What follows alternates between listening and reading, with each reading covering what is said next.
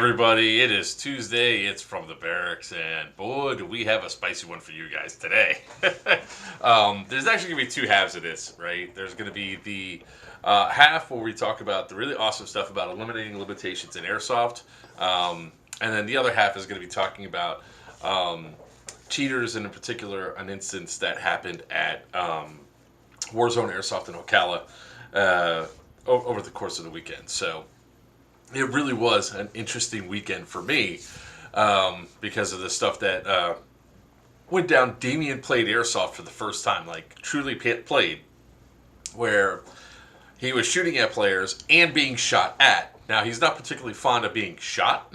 I mean, who is? But it was actually, hey, Gert, hey, Paul, how you guys doing?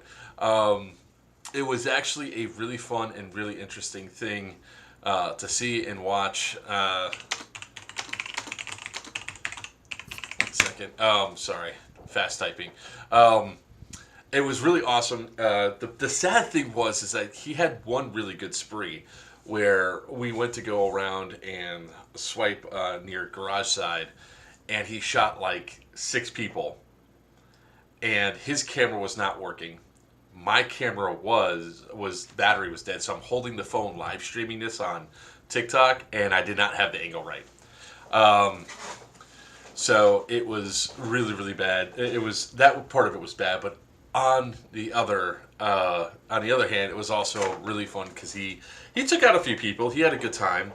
The downside is that, you know, he was he got. I'm gonna give the players the benefit of the doubt and just say I don't think the players were intentionally shooting him, but there was a lot of people that had piss poor target acquisition, would shoot me, then shoot him. I mean, well, I'm pushing him. I know. I'd shoot you first too, just to stop him from moving. That's fine. Shoot me all you want. I don't care. I'm good with that. Shoot me. Please don't shoot the kid in the wheelchair if you can. You know. So we're gonna show some stuff from that, and then we're gonna, you know, we're gonna try to sandwich this positivity here and all that stuff. So so people could go through and doing it, and then we're definitely gonna talk about an incident that occurred at Warzone Airsoft on Saturday. Sunday also, we had problems with a particular cheater, and there's little remnants of dollar theory and everything else. So there's a couple of cool things to go on. So first and foremost, guys, I'm Joker for Players Wanted. With me is the man with the mohawk, the king of the high kappas, Virchew. Also joining us is the man himself in charge of Warzone Airsoft in Ocala, Florida. I got to keep saying Ocala now, Deadpool, because I'm nationwide and there's like 15 other war zones across the country. Yes, I know. So I saw you sitting there. I just wanted to bring you in. So everybody, this is Deadpool from Warzone Airsoft. Which, what the? I forgot to mention, I'm on. Yeah. Don't you know it's like 7 years bad luck to open, or is it like bad luck to open up an umbrella indoors? Yeah, I'm it's a black guy that lives in the U.S. I mean, who cares? So we're gonna answer some things. I messed with this weekend. Really didn't get shot. His name is Jonathan. Nice. Paul, we'll talk about that. We'll talk a little bit about Damien stuff. How easy it was for him to manipulate the AEG? Not that easy. He literally had to hold it, like he had to keep it inside of his lap and hold it sideways and shoot. So it wasn't real easy for him to manipulate. But eventually, we're gonna get one of those shooting arms that just go on that attach to his. oh, the dogs are alive. Hey, shut up! Killer. I guess we found the answer to that age-old question of who let the dogs out. Hey, Miles, calm down. There's nobody here. It's all right. It's okay. It sounds like Cora, like somebody's here. Miles, really? Give it a rest.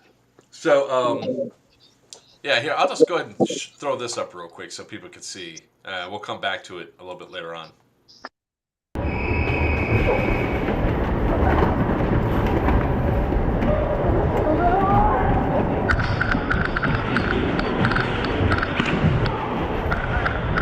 Start shooting. Good shot, Damien. Stop Please shooting. not climb on top of the box. You're in the G's. Head down. Ready? Start firing. Start firing. Hit. Hit. You came running on the corner, Huh? Start firing down the line. All right, hold up, hold up. Right in the tires, right in the tires.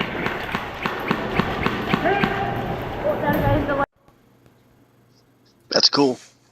He got a few Freaking players. awesome. There is another one where I go around the corner. I thought I put it up here, but I guess I didn't. But we'll come back to that in a little bit. Ooh, I just think I got sent something. I did. So it wasn't that easy for him to manipulate the AEG. He literally was holding it, and I was mostly directing the things for him. I think once we get a little swing arm for him, that'll be a hell of a lot better, and he'll have a hell of a lot more fun with it. He certainly didn't enjoy getting shot. He got shot in the ass one time that really made him cry. But if you saw in that video where the guy was crouched down and shot, he shot me and he shot Damien. While the hand's up and I'm saying hit. So a lot of that sort of stuff happened. But like I said, I want to give him the benefit of the doubt. But one of the reasons why Jonathan's here, he runs Warzone Airsoft in Ocala, Florida, which is also Wayne's World of Paintball. And on Saturday, he had an incident on his field. And part of me wishes that, a field never has to experience this, right? Part of me always feels that, hopefully that if new players come out to the field, they respect the field and do everything else. Now, the clip that we're about to show is extremely short, and we're going to talk about everything that went wrong with all that, because there really is the people that were involved in that. Nobody's in the right, with the exception of the second perspective guy who came running up, because he did the things correctly, like yo, back up, now I also want to state it because Deadpool's here. I've been coming to Warzone for about 3 years now for various events and everything else, and I've never, in my time going to Wayne's World, seen anything like this. Now, the people that are involved, especially the one that did, let's just play the video into the breakdown. Bro, you fucking, I'd rather punch you in the fucking face. Do it, pussy!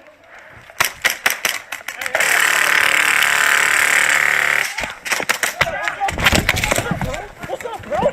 Stop! Back up! Enough! Hey, don't instigate it! Don't instigate it! Do it, pussy!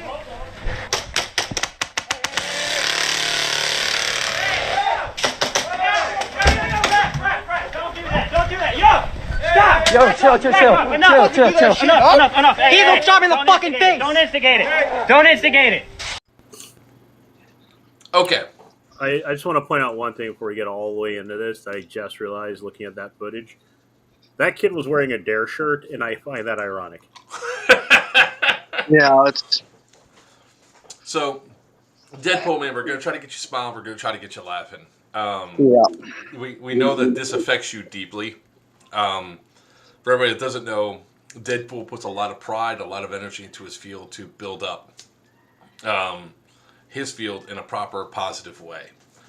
What this prick did, what they did, was so egregiously wrong on so many levels that I put it up there so it would be untainted, so people could see that without pause and everything else. But now what I'm going to do is I'm going to bring it up from on here so we could actually look at this and sort of break down what not to do in airsoft. Yeah.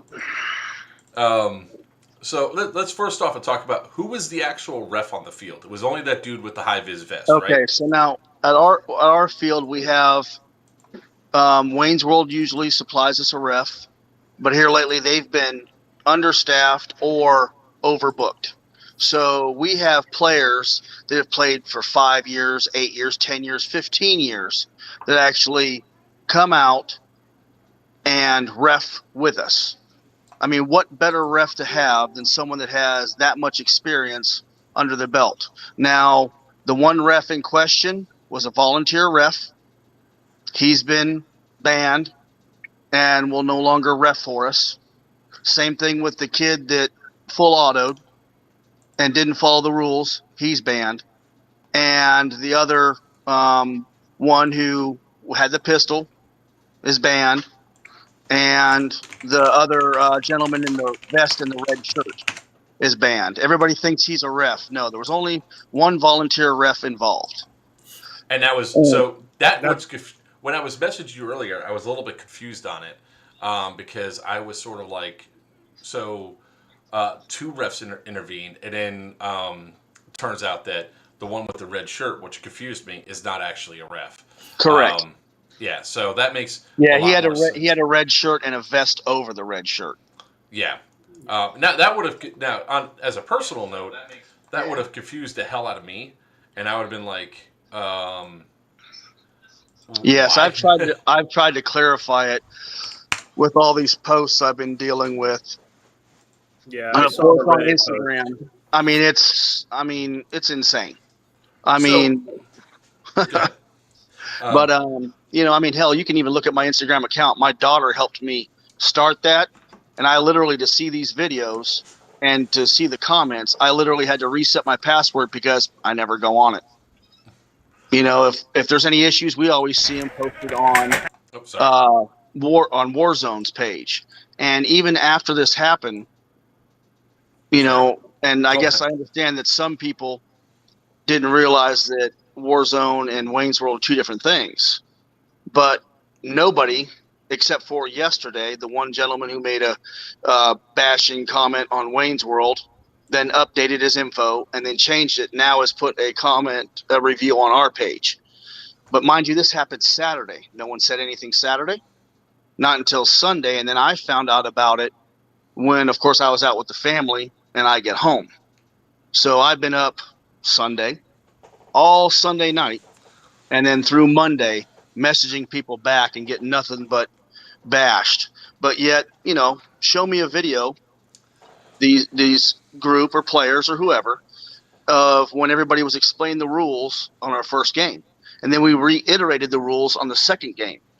So, it's, one person says one thing, another person says the other thing. And it's, one of those battles I feel bad about the whole situation. And I've tried to put my, how would you say, words out there, not only defending on how we run things, but also that I don't condone this kind of behavior at our field. So what I would say is I mean, personally, I've been in situations like this before where you're trying to fight the comment section and you're trying to give logic to the comment section. I don't think you're ever going to be able to give logic to these. It's never going to work. It's never going to work. No. Like when we had the airsoft grenade, the smoke grenade go off at Miami Airsoft, I posted a video on TikTok, and so many people are sitting there like, "Oh, why are you acting like you're your main character and all this other crap of." Bro thinks that he's, an operator and shit. Why does he think he's so boss, like he's in charge? I tried explaining, and then finally I started having fun with it. So when it comes down to it, your field has, when it comes down to, if you actually start going through and looking at airsoft fields in Florida and who has the problems, Warzone is, and by proxy, Wayne's World, because people confuse the two all the time. Correct. Even though it's the same field, it's just two different companies that run it. Warzone's so far down on the list, it's almost non-existent. However, at the top of the list is usually Miami Airsoft, followed right by Battalion. Right. And these players play at Battalion.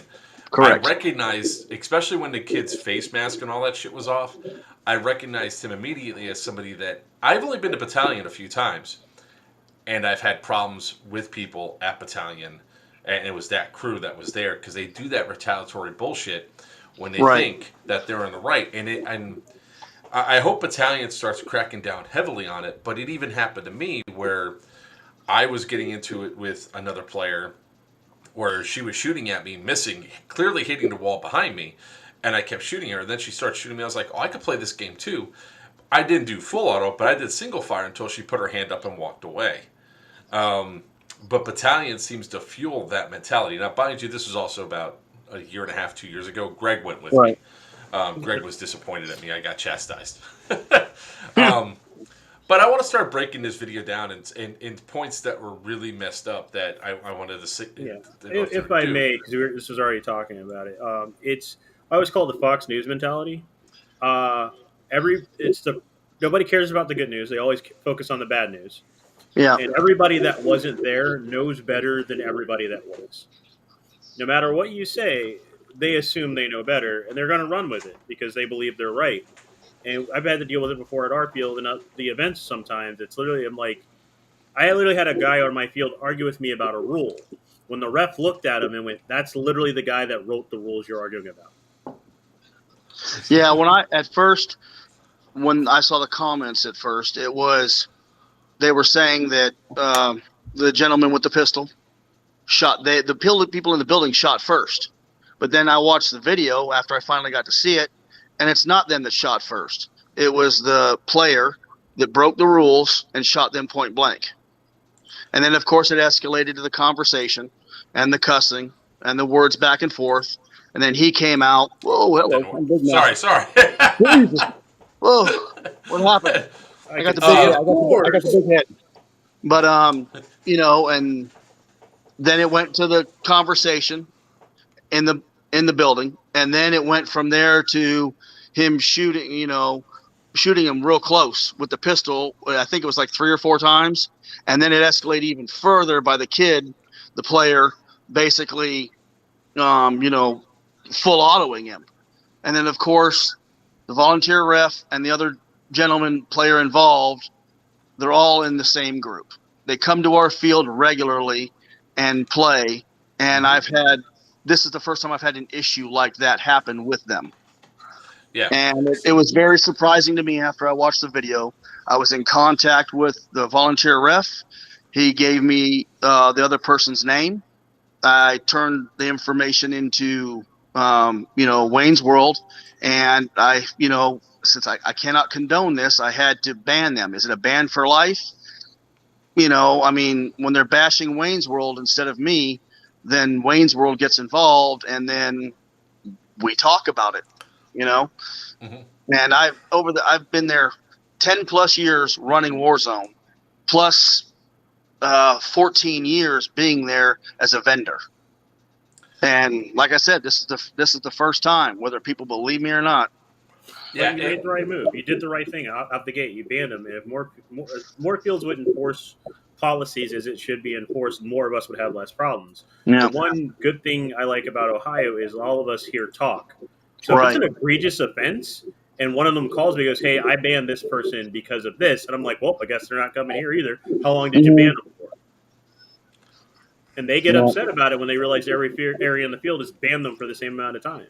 So let's go over this. So, for what I see, and so people understand, you guys have a rule in place of within 10 feet they have to do a bang out rule, right? Correct. And it's always been that way. So what happens is, and this is going to be understanding if there's new players or whatever, and the guy goes rushing in, probably didn't realize, probably didn't listen or understood. First off, he shoots 3 times, and then the guy says bang, okay? So he only shot 3 times. It's really nothing to get pissed off about that you got shot, because he didn't shoot all 3 shots into one guy. It looks like he shot just 2 and then 1. And then he said bang. Well, he shouldn't be saying bang after he's already been shot because he's already eliminated per typical airsoft rules, so whatever. But where that player really screws up is this next part. Bro, I'm about to punch you in the fucking face. Dude! I'm about to punch you in the effing face. Now, we've already been demonetized. See, I'm trying not to cuss tonight. I'm going to try my best not to cuss. I'll believe it when I see it, brother. I know. When he said that and starts to walk out, when that kid said it, he's already in the wrong because he's already pissed off. He's already heated. He's already wants to get into an argument or whatever. Now, this person's perspective is now in the wrong for what he says next. Pussy! He goes, do it. Yes. And then so as soon as he said do it, he should not have been shot, but it's almost he's asking for it. Right. Do it. Like, what are you going to do? Well, this kid right here took the bait. You know, Right. he's like, I'm now going to shoot you. Now this guy's clearly in the wrong. He shouldn't be doing this. Correct. And he starts unloading. Now, Yeah. There's legitimately That's about nobody what right like now. 4 shots. Yeah. 4 shots. Now, if you would have stopped right, if the person's perspective that he has right now, the person's backing up, there's a ref immediately to his left. Yeah. If he had just not done anything and stopped right there, this kid, I'm pretty sure, would have been banned or kicked out of the game, at least kicked out for the day, at the very least. Correct. And it's like he would have been gone. Instead, he does the thing that is this. So what this player did was a bad move, borderline assault, right? What he does in retaliation, that's full on assault. Yes. End of story. I mean, so this person's perspective, no matter what he says, no matter what his justification is, probably would be an assault in the state of Florida. And I wish Alex was actually on because he's a prosecutor. He could tell me if that would be considered assault or not. And you guys don't see a lot of what happens next. I'm going to try going this way so that way people can do it. The kid gets hit from the side, the person's perspective. He gets hit by the ref right here. Correct. And then this dude that we're seeing in the red shirt is, now that I see the gun in his hand because I paused it. Yes, and he's got a vest on. Yeah. So.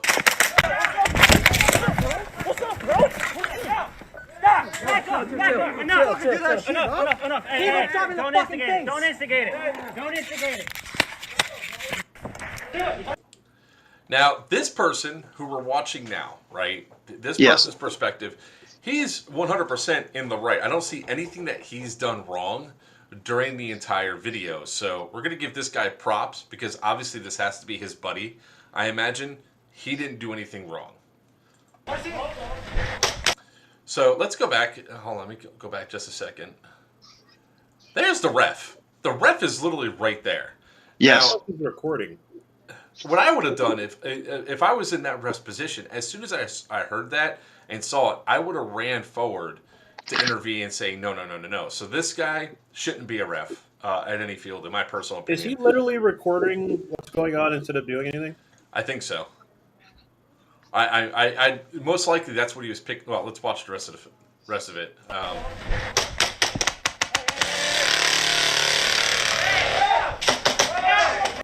So right there, you saw that ref just clock the kid in the back of the head.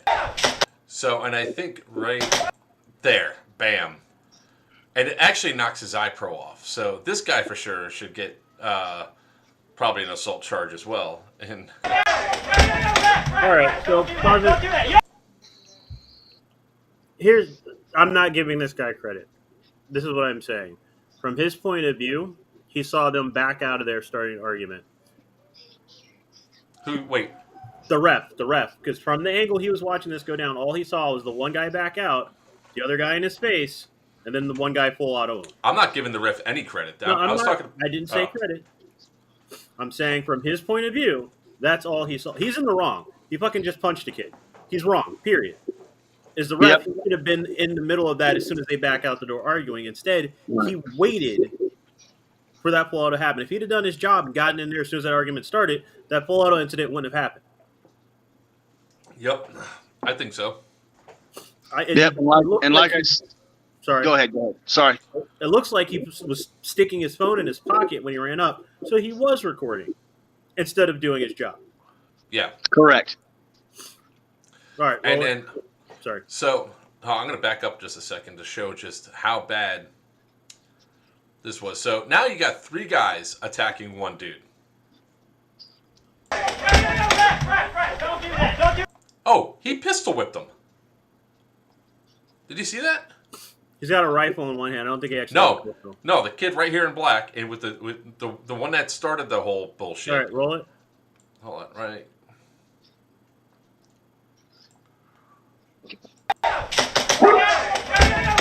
Yeah. Yep.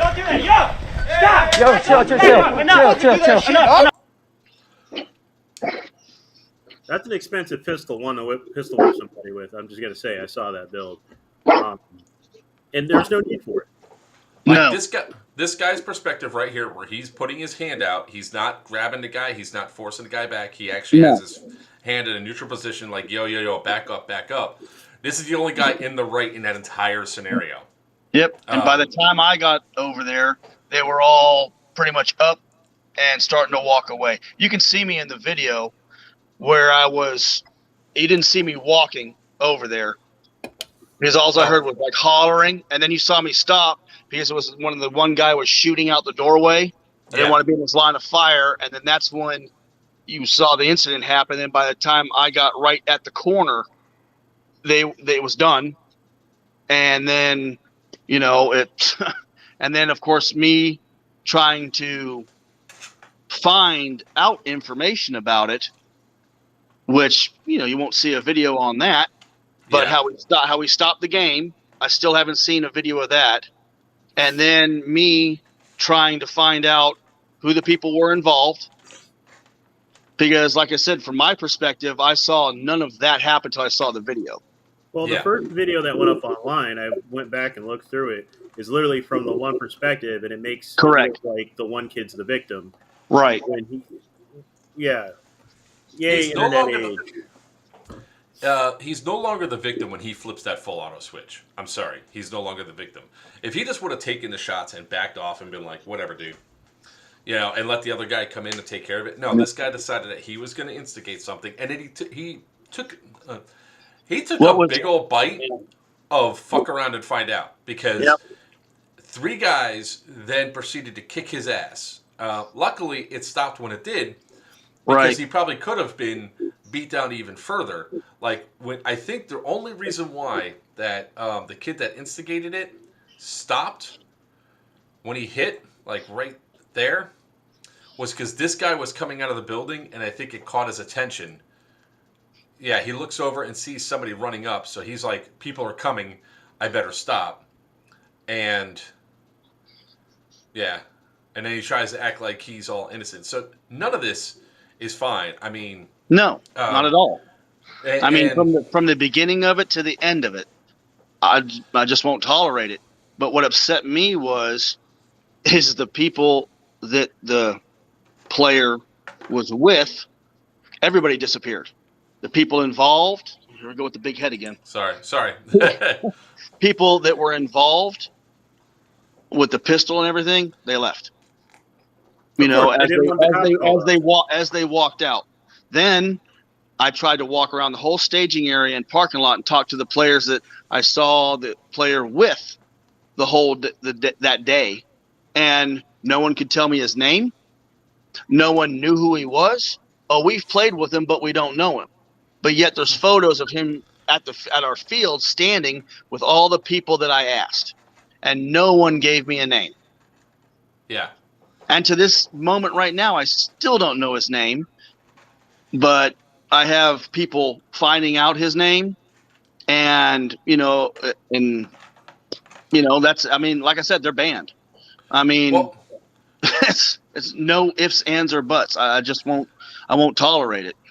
So there is one more person that's in this video that is also 100% good too.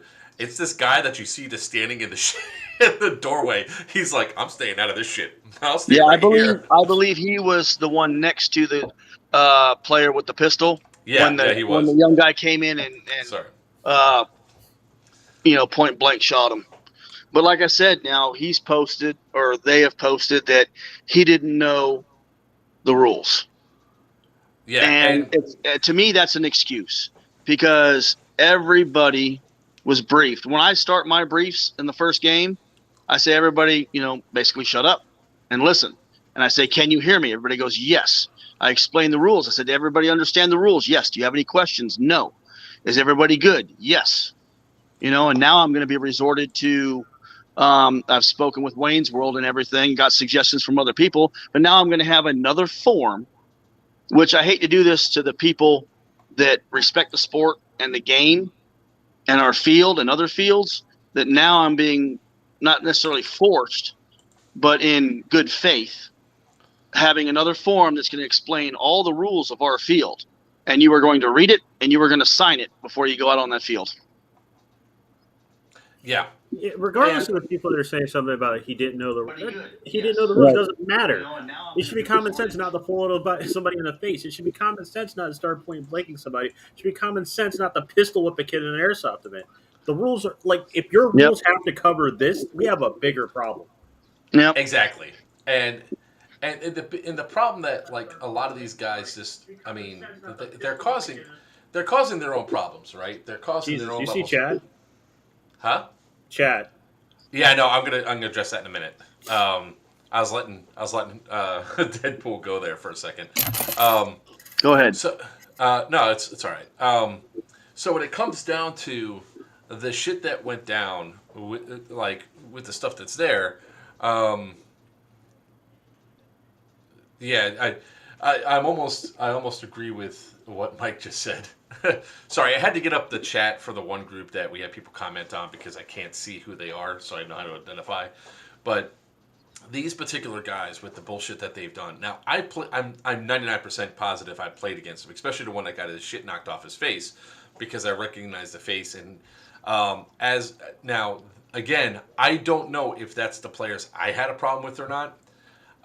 But from everything I've seen from all the comments that were coming down, like even this one that tactical Ned said, everyone in this scenario is wrong. Not to say they deserved it, but the guys always making videos are known cheaters that overshoot, use hot guns while starting as much drama as possible. And it seems like that's what happened here.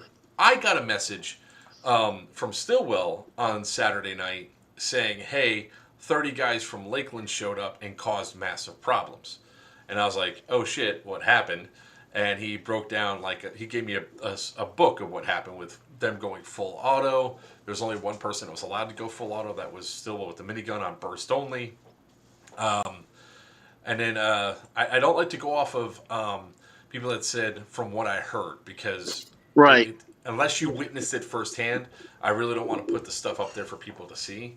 So I don't really want to address with what you heard, but these are the people that I think I've played against. I recognize the loadouts. I recognize the behavior. And this is a unique thing to Battalion. Battalion does this a lot where they call it going guerrilla. When you have your own term for it, that a term I've never heard before, it's something that I think is problematic. As far as I can see. No, it is in fact problematic. And so Deadpool, to give you an idea, when these things come up, I like to troll the internet. I go through Reddit and a couple other forums. Right. They posted this video to Reddit, I guess, looking for sympathy or to get clout or whatever it is, and Reddit destroyed them. Like, people apparently have been playing them for a while, call them out on a laundry list of bullshit over the last 3 years that these guys have caused. I just posted to see if I can get names or info of any of the guys for you, and I'll let you know as soon as if anybody speaks up. But the problem is nobody wants to be a snitch. Is the only way I can put it. Yeah, they I don't want to get involved because these guys apparently are known to be retaliatory. Which again, if you have to be an airsoft bully, if you have to form I don't want to. That's going to sound racist if I put it that way. You want to form a freaking street gang and airsoft of you and your bro dudes. Yep. You have a problem. Right. There is something wrong. It's the same thing. Like if you have to get into a dick measuring contest with somebody that's clearly starting with the handicap, nobody wins. Right. Like these guys, there's reports of them going to MA and apparently blowing people, full autoing people and cranking their guns up. No, they haven't been. If they've gone to MA, it was well before the ban 2 years ago. But I don't recognize them from there. So yeah, somebody from Reddit said that they played them in MA in 2003, which I don't. Anyway, apparently these guys it's 20. Somebody says 20 people or so of just assholes. I'm sorry, this might not be the right video. Oh, yeah, it is. All right, so I wanted to show this because it sort of goes hand in hand. They're all the same speed off team. Their team's been banned from Battalion tournaments for cheating multiple times. Mayhem is their latest name. Give me 1 second. So this was an incident that happened at Battalion. And this is like one of my instances of reason why I say it's a problem there. Yeah, actually, I'm gonna do this, Deadpool. Oh no, that's worse. You big dude. All right. Christ.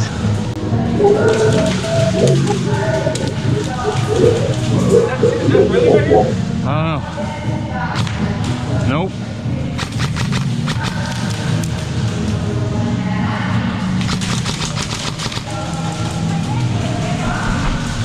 No, you didn't hit me. You didn't hit me. Your BBs went right past my camera.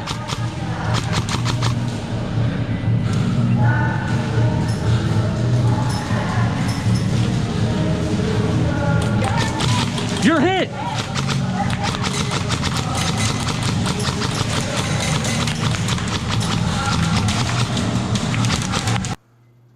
What did I just say about dick measuring on a handicap? Okay. So, first off, I correctly identified that was a chick that did that, and this was all the way back on November 15, 2020. Okay. The funny thing was, Papa was there. But this is a behavior that happens at Battalion quite a bit, and it's one of those things of, you know, if you have this sort of mentality that's built up, sort of like the Miami Machismo, Miami Airsoft, you know, where people teach bad habits and everything else. I could say one thing's for sure: at Miami Airsoft, I've yet to see. Actually, that's not true. I saw it once, but you don't really see it often, where people flip the switch to full auto and then full auto somebody that's not calling their hits or whatever. It's very rare to see that happen. I don't know if you saw this yet, but Mike Patton says, "Much love, Deadpool." Oh wait, hold on. Sorry, I was getting feedback from your speaker onto the feed, so I muted you while I played that video. Can you hear me now? Oh yeah. That's Mike Patton said, "Much love," one of my teammates. Appreciate it, man. Thank you very much. So, I mean, sometimes it's the actual field that breeds that level of contempt. The only other time I saw it at Miami Airsoft was we had a guy named Rage Machine and Tactical Snoopy. I think you've met him a couple times, Deadpool. Okay. He's in Inept Tactics now.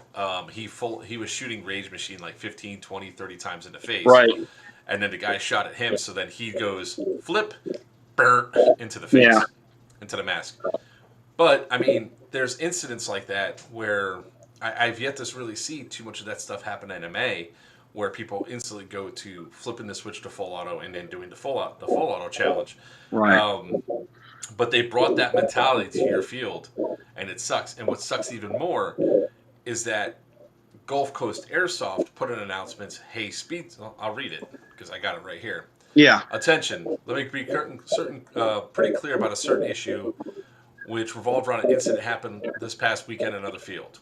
This is a warning to all other speed softers. If that's your thing, that's fine. Just know we'll not have any speed softing going on here at the Badlands. If you're caught spamming the trigger or feathering the trigger, you'll get a warning. If you're warned a third time, you'll be told to leave the field and property. We are not speed QB, as we are CQB. Spawn camping is not calling a hits. Trigger spamming, all under the 3 strikes rule. Additionally, on my field, refs carried chronos with them. If you're caught shooting hot, you'll not get a second chance. You're gone. You'll be asked to leave, not tolerate cheaters. I definitely won't tolerate players shooting hot. Mag dumping player because they mad, you mad, will get you a ticket off the property as well. I also have a scale here to store it as well, so we'll weigh your BBs as we see fit. Using BB weights not authorized here will also get you a ticket off the property. There's no excuse whatsoever to say you don't know the rules. We have them posted everywhere, not to mention the safety waiver you sign states you can read and growl the rules of the field. There's no excuses that you can come up with that I want to hear. We're here to have fun, safe environment, to enjoy our scenarios. These same guys that pulled this from Battalion are now making the statement saying, "Oh, we're going over there. We're going to go." Yeah. Yep. Lori, no problem. I always give the opportunity to go through. Now the other group that's there, I don't know who they are. I don't care who they are. Right. Clearly in the video they did wrong. Now Yes. if Deadpool had done something wrong, I'd be taking him to task right now. but Right. Deadpool didn't do anything wrong, so there's no reason to take him to task. So, they're not kidding either. The rules are anywhere. They won't last one game, and that's good. It's good if fields start taking a definitive stance Right. against players and player behavior like this, like Miami Airsoft, and we're going to talk about that in a little bit too. They have put like rules in place against guns because of player behavior. Players just like these assholes Right. that cause all the problems for everybody else. Yeah, see, I don't, frown. I'm sorry, What Stu's comment. Yeah, see, I don't. I mean, everybody enjoys building up their guns, doing more to their guns and everything. But I don't know if people realize that the more you upgrade and the more you tune and the more you do stuff to your guns, it changes your responsibility as a player to be able to handle those modifications to where either you're going to limit yourself to where you can play, or you're going to have to tone them down when you come to places that don't, aren't set up or don't allow those types of tunes. And I hate to do it, but I mean, throughout that day, I watched these players, and like I said, half of them that I saw that we had to reprimand about how they were shooting or what they were doing and feathering and spamming their triggers. I watched a few of them that barely had to touch their trigger, and they're firing, faster than normal semi-auto. And I always have a rule: if your semi-auto is faster than your full auto, you're not doing semi-auto. You're just being a dick. Yeah, and that I don't think they understood that comment of yours in that that Instagram thread. Where like, bro, he doesn't even know what semi and full is. Right. I always say, if you can simulate full auto on semi, you have a problem. Like, I have to tell Tinker to ramp down all the time because that boy's finger, I always say, it makes his girlfriend happy, but damn, he needs That's to why slow most down. fields have a rate of fire rule. It's not rate of fire on semi and rate of fire on automatic. It's a rate of fire. Correct. And to quote George Carlin, may he rest in peace, or wherever the hell he happens to be, there's some children that just need to be punched in the face, and it's clear that it didn't happen in high school. Like, if that is your goal, is to go out and be a dick, like if you tune a gun with the intent of basically cheating your way through chrono to then go be a dick, what are you doing here? Right. There's so much other stuff you could be doing without injuring other people. Yeah, well, that's what I'm saying. It's like if you're modifying your gun that much, then I hate to say it, but I think you're doing it intentionally to hurt somebody. It literally comes down to get good at the sport you claim to want to play. I've literally swept an entire team using a pink Springer pistol. The gun helps, but it's not the end-all be-all. I know players that can wreck anybody with a rental gun. Correct. I've seen people do it with Springers. And this kid's want to like dump thousands of dollars, assumably daddy or mommy's money in these guns. They still suck and get upset that they still suck and start incidents like this. Yep. And, I've been suggested by some of the people that know the people that were involved in the incident of, the players that play a battalion. They have suggested to me, well, why don't you get rid of the bang bang rule? So I get rid of the bang bang rule. Now there's a 10-year-old kid in the building. You come in and shoot him point blank. Do you think he's going to stick around? Or do you think he's going to go to mom and dad? Do you think they're going to go to mom and dad and come back to me because they just got shot multiple times point blank by, a young adult? So let's talk about that a second, because that's why I put up Tactical Ned's comment there. Right. I play out Miami Airsoft. There is no MED. Correct. So my son obviously played for the first time. Now he got his crash course in airsoft. He got shot in the ass and it hurt him up to where he started to cry. Right. And I said, "There's no crying in airsoft." He sucked it up and we continued to play. Correct. So when it comes down to it, they said in the comments, if you can't take BB's point blank, then won't play. There's a difference in taking BB's point blank than you cheating. And if the rule is, If the rule is you have a bang bang rule within 10 feet, then you do the fucking bang bang.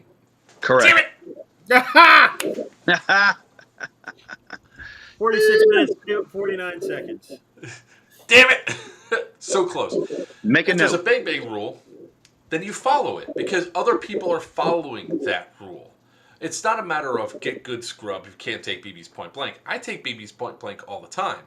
The only time I bitch about it is when I'm clearly dead walking with my hand up and somebody comes around the corner and shoots me point blank 5 times. That gets me a little bit testy because they're not seeing the way it is. You want to know who takes a lot of BB shots? Watch me ref for a day, taking pictures and watching everybody. Bright doubt. red shirt, biggest dude on the field, bright red shirt, and I get shot more than half the players. Yes, everybody demonetized. Damn it, I screwed up. Yeah, see, our house rule is bang bang is always it's considered a courtesy, and what we say it's for when you have somebody dead to rights from behind. You can call bang bang, give them the courtesy of not point blanking them. However, if they attempt to make a move, shoot them. And what that gave us was a lot of players take the dang on bang bang because they don't want to risk getting shot in the butt.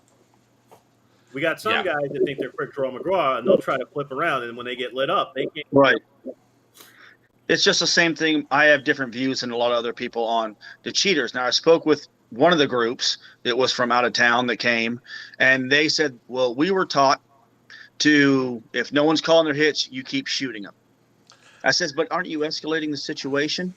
I said, doesn't that irritate you? No, it doesn't. That's what they said, though. It doesn't irritate me. But then they escalated it to, well, if he continues to do it, then where we're from, we mag dump him. So he's either going to leave and not come back or he'll never cheat again.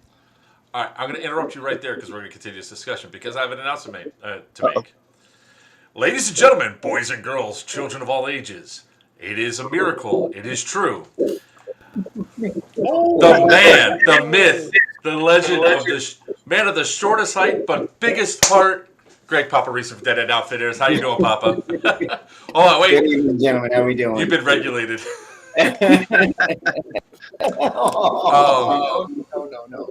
No. Oh man. So going back to the no bang the bang bang rule and everything else when it comes down to it, like what Sin was saying about if somebody's going to try to be froggy, spin around and shoot.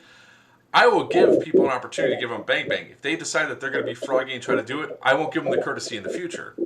Right. And I warn everybody on that. I was like, I suggest you take my bang bang because if not, I will shoot you. And I get I get behind you quite a bit. Right. So it's one of those things. So Greg, thank you very much for coming on. It's been a while since you've been on here, brother. I mean, I had the perfect example of that at MA when me and Joker went. I literally had this guy dead right, barrel to the back of his helmet. I was like, don't make me do it. He looks back at me, puts his hand up, and walks away. Right. As it should be.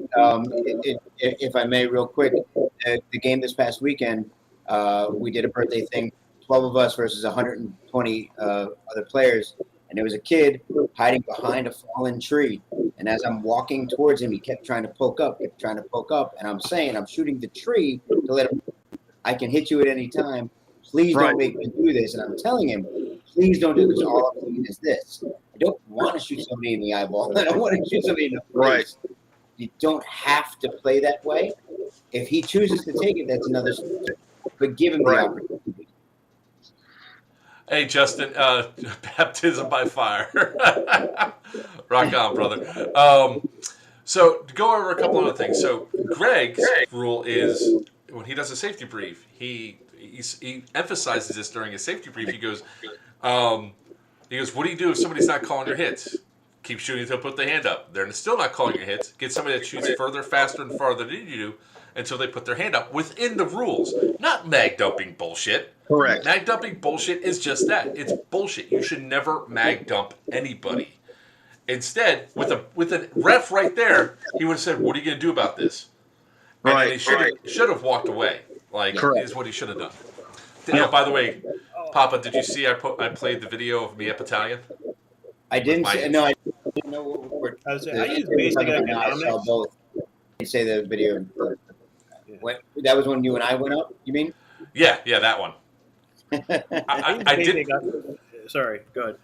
I did play that video back, so that way people could see that this is a behavior that's learned at battalion and nowhere else. I mean, in Florida, I don't know of any other place that I've seen that sort of incidents and stuff happen. I don't want to. Were you trying to say something? No, I'm saying, like, I use basic. This is how I actually explained it to some of the speedy boys at our field. It was basic economics. How much does a bottle of BB cost you? How many of those do you put in your mag? Is that person really worth you wasting $12? And I kid you not, I've had kids look at me and go, "No, I don't do it." My thought on it, and kind of which never happens, to agree with Joker and even expand on. I know, right? It's if you are mag dumping, if you are overshooting intentionally, if you go and you turn your FPS up, if you any of those things, that's all with the intent to do harm. You're trying to hurt somebody. Mag dumping doesn't tickle. You know how it feels, so you're doing it on purpose, turning your FPS up, intentional shots, and neck shots, things like that. All of that, that's an intention to hurt. And you really, in my opinion, if you are intending to hurt someone, then this is not a place I want you to be. You're not welcome here anymore. Yeah. All right, I'm going to do the same thing to you. Deadpool, Greg, when you guys want to talk, raise your hand up, because you guys are both backing a little bit, and it's going through. But it is really, what happened at Deadpool's field, really, I mean, it's guys like this that get away with this shit, right? They get away with it, and they can go to other fields and pull this bullshit, because now they think it's funny to be disruptive as possible, because, I'm going to build my... mark the date. Papa, agree with Joker. But it's like it's one of these things where, like I said, I wanted to give people the benefit of the doubt at Miami Airsoft when I was playing with Damien, because we got shot a lot while we were dead, and I wanted to give them the benefit of the doubt, really. And he got plugged in the ass, he got plugged in the chest really good too, which. There was a little bit of an announcement that said, hey guys, take it easy on a kid with the wheelchair. Shoot the big ass guy that's running around with a Hawaiian blue shirt on.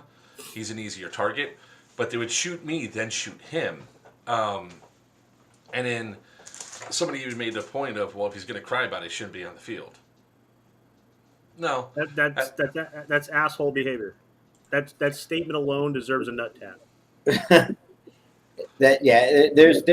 I mean, you look at someone who, whether if it's a brand new player or who has some kind of noticeable disability, where maybe Damien's certainly not moving nearly as quickly as anybody else on the field. He is at a noticeable disadvantage. You don't have to, I tell people, if somebody's wearing, you get up close to him and you can bang him. If you're not going to bang him out, shoot him in the gear, shoot him in the boot, shoot him in. You don't go for soft spots. You don't have to overshoot. You don't have to do those things. It's not necessary to get somebody to call a hit. I mean, you could draw a chalk line around them first and then shoot them once. That lets them know, look, I could have hit you at any time. There's a lot you can do. And in the end, guys, it's dumbass airsoft, man. It really is. I know it's a game. It's a sport. I mean, I have, like I said, I'm a father. I have 5 girls. And sometimes when I'm hosting the airsoft events and games, it is like a babysitting job. And I hate to feel that way, but I mean, it's everybody deals with it. Everybody that runs a field deals with it. There'll always be that one player or that one group. Who's feedbacking? Nobody. I have no idea. That's why I try to. And by the way, now I understand all of the gray and the beard, all those daughters. Yeah. I'm only just starting to get some. It's only because I had one. I understand it. I think all of us sharing our successes and our trials on that run a field to help those that are trying to start a field.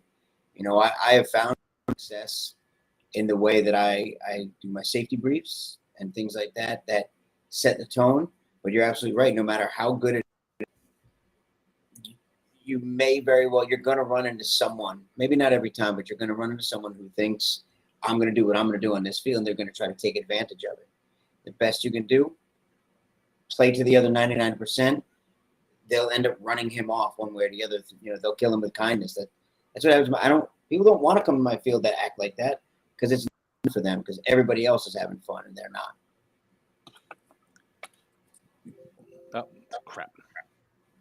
Yeah, Sorry. Sorry. I don't know who that is, but I was hearing it when you everybody else talking. Yeah, it must be Greg. It might be possible. Maybe. I'm gonna buy him a snowball. Like, this would be the first time I've had audio issues. Come on now. Well, I'm definitely seeing feedback coming in from Deadpool and a little bit from Greg. Greg's not nearly as bad anymore, though. I don't know where I can go in my house where I don't get feedback.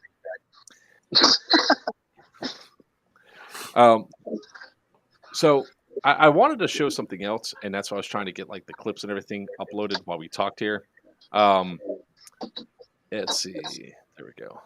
Hopefully it loads this time. Okay, yeah, Joker has a video of the incident at Miami when I was there, and all I have was the guy's eyes, and I didn't want to shoot him in the eyes. Yeah, and it was, but you also shot him in the chest, so you should have taken it. When he moved, I shot him in the chest. All right, let's show. I want to show something good, something that happened at MA on Saturday or Sunday that was actually kind of cool that a player did.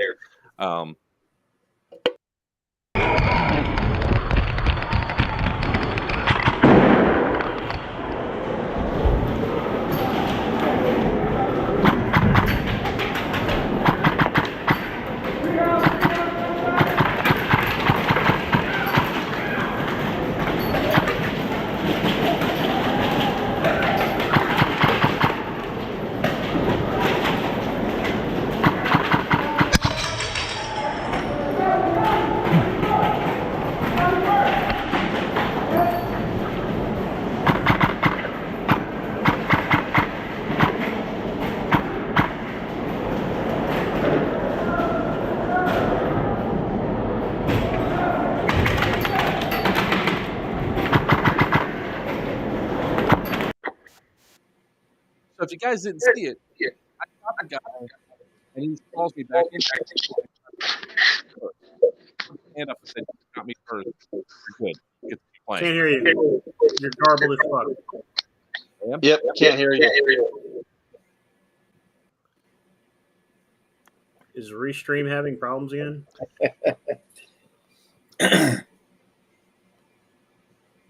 Ooh, so. First of all, I'd like to ask a real quick question. What's it like to be able to shoot a fence? Amazing. That was kind of cool. Okay. Look at. Can you hand me that pistol, babe? I was being honest.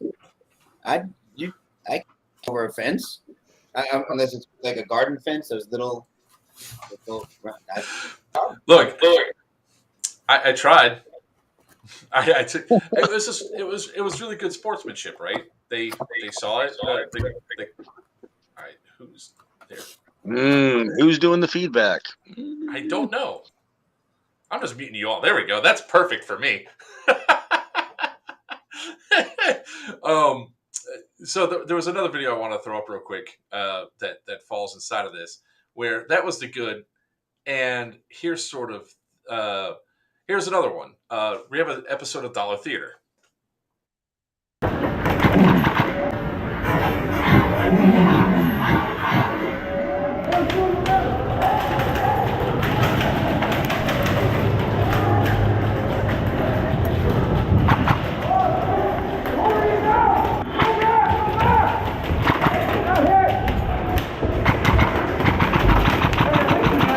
No, you didn't.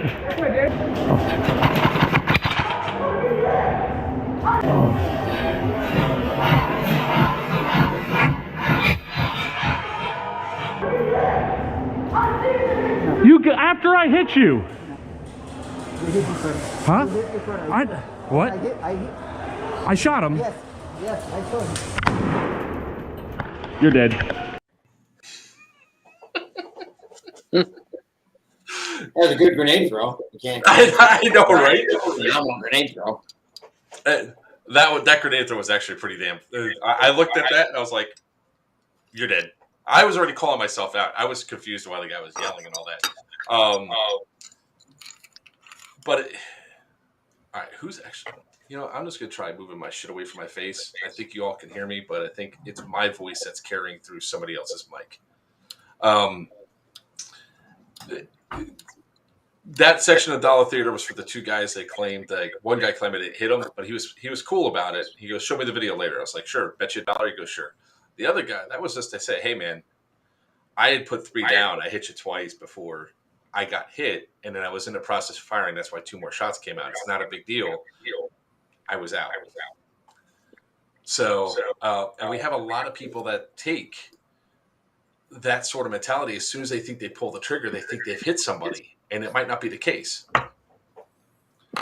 You mean my $3,000 gun doesn't have aimbot? I thought that the ARP9 with the drum mag made me, like, you know, invincible. Sorry, I'm still bitter. So more stuff that happened. Fuck, is it this one? So there's a mentality that builds up, and I think it's this video. And you're going to see a guy in a white dye mask. If it's this video, I'll definitely say it up there, where he goes, "You're not going to call it." So I think it's this video. I'm going to play it, and I'll explain why it was such a problem.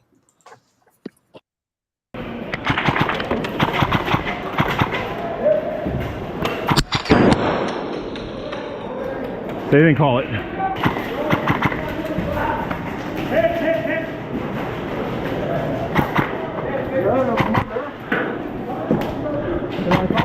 No, I shot you twice.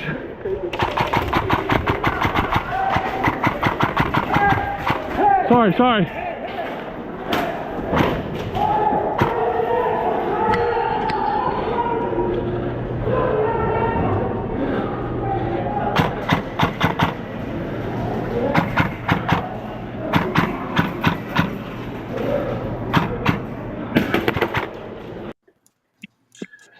Well, the guy in the white diamond, you're not going to call that because I shot him twice. He didn't even actually hit me. I think he fired at me but missed. And he was copping an attitude with it. It was the second game I played where I was shooting. This was on Sunday still. And I don't owe him $1, man. I played the video in slow motion, man. I shot him. The guy wasn't calling hits. So normally in a situation like that, I might have actually taken it as a trade. But any chance that I was going to do to give these people any benefit of the doubt, or that person, to give them any benefit of the doubt, went out the window because of the guy wasn't calling hits in the previous game. So what are your guys' thoughts on that sort of behavior? It's like where compassion goes out the window, or not even compassion. Good sportsmanship goes out the window because somebody else is cheating. Yeah, Greg, you go. Never go out the window. I mean, if you're saying sportsmanship should never go out the window. It's like integrity belongs to you. No one else can change it but you. So Sportsmanship might not be the good word. Maybe courtesy. Courtesy, sure, but I mean that goes back to, you know, if somebody doesn't, you know, if it's a bang rule and somebody doesn't take it, you know, the first time you go and they spin around and they shoot you, okay, well that happens. Next time you're not going to give them the courtesy of doesn't mean you overshoot them, doesn't mean you do anything like that. You just you give that, you still maintain some semblance of courtesy though. You next time instead of saying bang, you shoot them in the chest, in the chest rig or something, or in the boot or something like that. Still don't get it. Then you have to start finding spots that they're going to call, but still within reason. Don't ever compromise your own character and your own intent just because somebody else has none. So, Deadpool, do you have any thoughts? Yeah, I mean, my view on it is it's common sense. It's, you know, when you let it go too far, my philosophy is that's the time when you need to walk away. I mean, if you look at all the events, where people are, like shooting the cheaters and they're not calling it, they are calling it, and say there's an objective in the game. Well, why are you wasting time on the cheater? There's 50 other players on the field you can shoot. I mean, how much effort are you putting into it to where, like you said, it compromises your morality, your personality? I mean, and if you have a big problem, I always tell everybody, find a ref. And I will camp a ref watching those people. Yeah, that doesn't happen too much at MA. No, I understand. I mean, the indoor arenas are a little harder, a little different. But, I mean, at one point, do you just say, okay, well, I'm done with this guy. Let me just go on and move on and enjoy the rest of the game instead of ruining it for yourself. So, as a guy that generally does things at the indoor field, it's actually slightly easier. But to address the original question on this, no, sportsmanship never goes out the window. Common courtesy and common sense are never common anywhere, I have found. So I have a descending scale of courtesy, and that starts with shooting you in hard spots if you still don't take it. Instead of 2-tap, I triple tap. You still don't take it. I move on to soft targets until eventually I just keep shooting you in the kneecap every time I see you. Because if you're dancing, you clearly got hit. But when it comes to things like that at an indoor field, like we have embedded reps, we have red shirt reps out in the field at all times. And what will happen is if we get a report about somebody cheating and one of my red shirts can't catch it because the guy is being sneaky, he sees a red shirt, he's suddenly the most well-behaved player on the field, they don't know who all my reps are. I'll tell one of the embeds, that guy. And they'll play next to him. They'll play on his side, or they'll play against him. They'll figure out what it is. And then they'll show the footage and be like, yeah, all right, so you're banned for the day. Have a nice day. Yeah. So the big problem that we have at MA is that they don't look at footage or anything else. And so I wanted to get that. That was, remember, the second game I played against the guy. And this was the first game. Come on, play. There we go.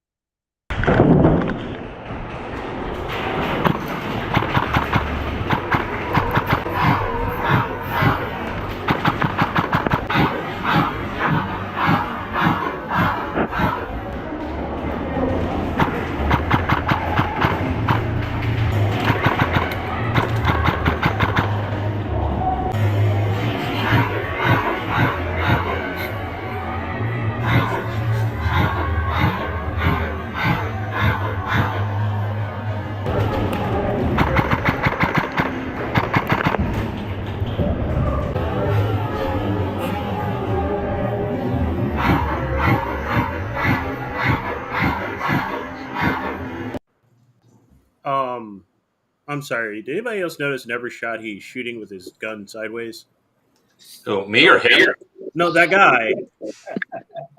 It's called Hop, and this isn't wanted. And that's the reason why he was missing so much. So, Papa, now do you see why I didn't give that guy that courtesy on that second round? Again, no courtesy out of mine. It's not about courtesy. Yeah, do it. I mean, if a guy's, if he's not calling his hit, then you don't have to. But again, for me, I would, if a guy's not calling the first hit, then you shoot him twice. If he's not calling the second hit, you shoot him 4 times. You double up until he calls. Sure, I don't really have a problem with that. But never. And I'm only saying it because you said it, and I don't want the reverberation to happen in a negative. Is never ever compromise yourself. It's okay to make certain. It's not okay to overcorrect. So I'm going to go to Deadpool next, and I have some more thoughts. Deadpool, your thoughts? By the way, that's what we say about when we're taught to shoot until they put their hand on most indoor fields. That's what you're supposed to do, not right. Yes. See, now I'm watching your guys' videos, and I swear I feel like wearing a camera now all the time when I go out and ref, because you hear the rate of fire that on your guys' videos, even down in Miami Airsoft, the rate of fire.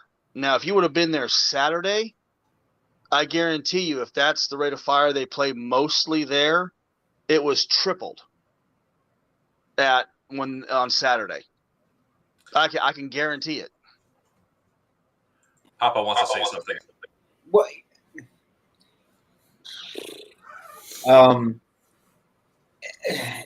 I don't. On my field, I've never once told anybody. I've never limited rate of fire. I think it's more about talking to your players, talking to my players at least about. I make the joke. I say, if you're using LMG or you're shooting or something like that, come off the trigger every so often so you can make sure you're hearing them cry. And everybody laughs, and then I go into, look, shoot, find it if you hit him. Shoot again, find it if you hit him. Then you're allowed to go full auto. Go ahead and do it. I also have a 20-foot minimum engagement for anything full auto, whether it's an SMG or a rifleman. Nothing within 20 feet is allowed to go full auto, even an AEP. I don't care. 20 feet, no. But if you've made your gun shoot that fast, good on you. I got BBs for sale. I mean, that's the truth. But the thing about your field, though, and the way that you police your field, and the way you do it, is that you set up the expectation. You guys, and you police your field. You don't need that to have that problem or issue because you weed it out. These indoor fields causes this same problem wherever it's like these same speedy boys that they think that the I burn your patch kit is cool or whatever, and they go through and do that. That same sort of nonsense. And what happens to everybody else is caught in the crossfire. So Deadpool, your thoughts? It was kind of gargled. Kind of repeat a little bit. Well, I was just talking about what Greg said. What Greg Right. said about that stuff that was there. My comment mostly is along the lines of, how we are taught to shoot until they put their hand up, but it's right. As you said, it's a rate of fire issue. It has to be slower. It can't be fast. Right. That's what I mean. See, like I've seen your guys' videos, and I can respect that. But what went on Saturday throughout the day, that's not, and they wanted to argue about it. I'm like, there's a limit. There's a point where, shooting a cheater like that is acceptable. And then there's a point where it's not acceptable, where it becomes, I don't know, what do you call it? Malicious? Yeah. Towards the person, and that's another thing is a player, players go to fields all over the place. So everybody has videos. Everybody's seen the fields. Everybody knows what the fields are about. But yet when you come to a field intending on causing issues, then, that's wrong. Yeah. I mean, if you're used to speed soft and you come to a field that doesn't, everybody has been saying to me, well, you need to accommodate the speed softers. No, you don't. Not true. I accommodate them by allowing them to come and play, but they have to tone it down and adapt to how we play. Exactly. I'm sorry. If I come over to your house and I don't like your couch, I expect you to move it. Papa, you were going to say something. Yeah. So I don't differentiate. When we're talking stream or things like they're making jokes or whatever, there's differentiation. But I don't differentiate it. I don't care if you are a speedy boy or speed softer, you're Milsim, whatever you are. I don't generally care. Rules at my field are exactly this, and play. That's it. If you run, look, Joker's come and played at my field. If you want to run and play speedy boy style, that was the whole foundation behind the very first North versus South, was to see if Milsim versus Speedy, which one was better, and to see what happened when you pair those two together on a larger scale. I don't think playing to one side or the other, I don't think it makes, they're all airsofters. I know Milsimmers who that shoot 40 RPS. I know speedy boys who only run with pistols that aren't HPA tapped. I know, there's everything in between. I think when we start to do that, we create tension. I think if you want to take that tension away, you level the playing field and you say everybody's playing the same game, and these are the rules that you're going to play by. If anybody doesn't play by the rules, regardless, you don't get to play. Period. So there was one more clip I wanted to show of that same guy. There was like two parts of it. So.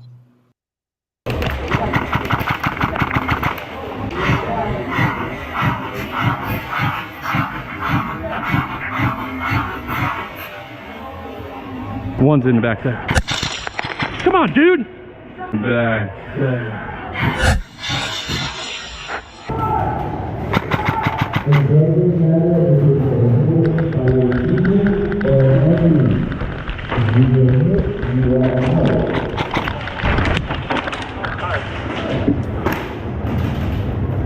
That was so worth it. So fucking worth it. I see where the problem is, Joker. You missed it. It's important. And every video clip of this guy shown, he has a flashlight, which we all know creates an invincible force field around you. Because they can't see you, therefore they can't possibly be hitting you. Come on, Papa. Tell me that last part was not funny as shit. I forgot about the flashlight force field, actually. No. The so worth it thing. No, I get it, man. I really do. I obviously I've been playing long enough to have been in the scenarios where the frustration just sets in, and you're like, I mean, I think with me before where I've been like, oh, I do it, and I go out chasing somebody, I hunt them down because it's just going to happen now. But you still maintain your composure, and I think that's the key. I did when I got shot. So when I said it was so effing worth it, it was because I got shot 4 or 5 times in the back, and I got shot in the front by my own teammate. I was like, so worth it. Mm-hmm. I had to charge in. Sorry. No, you're good. I was just. No leaf blower makes a better force field. I probably could.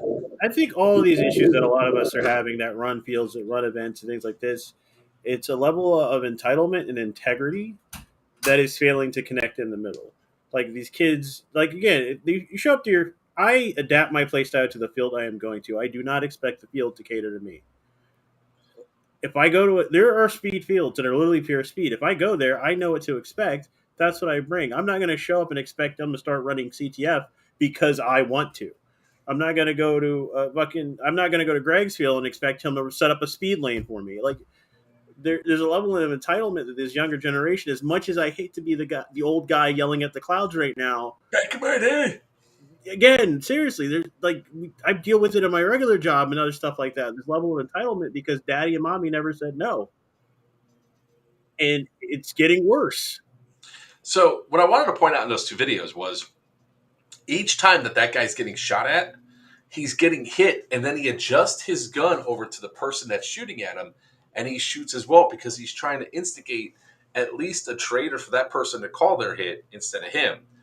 I just never gave him except for that one time in the house where I just got frustrated, where I shot him twice, and he's still shooting. It's like I said it. I held back and I walked away. I was like, I got it all on camera. I'm good. And then I came back, and that's when I did that whole run behind him and shoot him thing, and said it was so effing worth it. After that, the guy avoided me as much as possible because my gun hurts. Again, I told you before. Greg's told you before. Don't let other plays affect your game. Like the perfect incident, the video of the guy that was immortal when I was in the tower at MA. You saw me at the end. I just walked away and put my hand up. It wasn't worth my time. There are other people to go shoot. Sorry, Greg. Oh, sorry. Somebody sent me a message about. 1 second, hold on. Yeah. I think and I don't know, and actually I don't know, Joker, I don't know if it's happened to you. My change, and I talked about this I think once before. What made me change and made me really think about rules and all that was I was still a player, and I was a young player. I'd only been playing a very short period of time. And I embarrassed myself on the field in front of my son, in front of regular players, back before I even ran off 31 and all that when I was just a player there. I embarrassed myself because I swore I was shooting someone and they weren't caught. Like the whole thing, I threw my gun down. I went over. I said, "You want to shoot me? Fine, shoot me now." And it was utterly embarrassing. And I was thinking about it, on a weekly basis still, because I can't believe I did something like that. And what it did for me was because I had that moment, I I instead started thinking about how do I keep that from happening to other people? How do I help other people not get to that point, not get to there? And it really is, like Virchew said, it really is the whole maintain your own. Do not act as if they're paper targets. Don't care what happens. Well, fine, they call. They don't call. They don't call. In the end, it doesn't matter because none of us are getting paid for this. Play your game. And if you're wasting BBs and someone's not calling a hit, go to the side. If you can't go to the side and it's messing with the entire gameplay, get 6 other people to loop around. I'm sorry, I just saw Stu Stamets. I saw Deadpool want to say something. Deadpool. Yep. Am I reverbing still? Holy shit. Well, what I'm doing is, yes, you are, but that's probably just because where you're. Hold on. Are you on a cell phone? Yes. Are you cupping the bottom of the phone where the speaker is? I'm trying to hold it on the sides and everywhere, but I have a case on it. I bet that's what's doing it. Yeah, this sound's coming back into your mic. Ugh. That any better? A little bit. A little bit. I'm covering up one of the holes. As you're going to say, sir. But yes, I mean, I agree with everybody. I mean, I'm always taking suggestions on how to, and just from hearing you guys talk about the issues that you guys have at your fields and stuff like that, I'm actually going to try to implement some of those things at our field. I mean, from this experience, I can only get better. Hold on a second. I got someone asking me a question. Yes, lover. Yes, sir. Yes, sir. Papa. And this is actually, for Deadpool, one of the things I know. So your field is actually more difficult to run, I know, for mine, because of the diversity of the field itself. Size and diversity does change things. So I'm against another challenge there. We all have, myself, you, and Virchew all have different challenges based on the fields we have. I don't have an indoor. I certainly don't have a field as diverse as what you're running at. It's, if I'm making suggestions or you think I'm telling you how to do something, no, it's not. I only know what works for me on my field. When I had op, I carried it over to the new one. It works at both places. That's what works for me. It's almost like having a kid. I'd never tell anybody how to raise their kid. I have no idea what kind of job I did. I'd end up being in a bell tower someday, for all I know. I can only do what I know currently works for me. I will tell you the things I know, and I've said it before. I know my icebreaker works for me because it sets a tone. It makes it, everybody knows shoot, get shot, it gets the blood pumping, but everybody's still having a good time. Nobody's getting mad and they're getting shot on purpose. That's the one that freaks me the most, is when they play a game and they get hit that time and they felt like they shouldn't have got hit. That's that ego hit. Well, if you force them to get shot, this game is about tactical. That's the one thing that was passed down to me from the previous owner. It worked great. So I keep that. And then my safety brief. My safety brief is not long-winded because I am. It's long-winded because it has to be, in my opinion, covering a little from column A, little from column B. I was about to say. Wait. What was that? Little from column A, little from column B. Oh, so yeah, fair enough. Every fire needs fuel, man. Every fire needs fuel. As I go through each rule, I add some entertainment to it because it sticks a little bit better.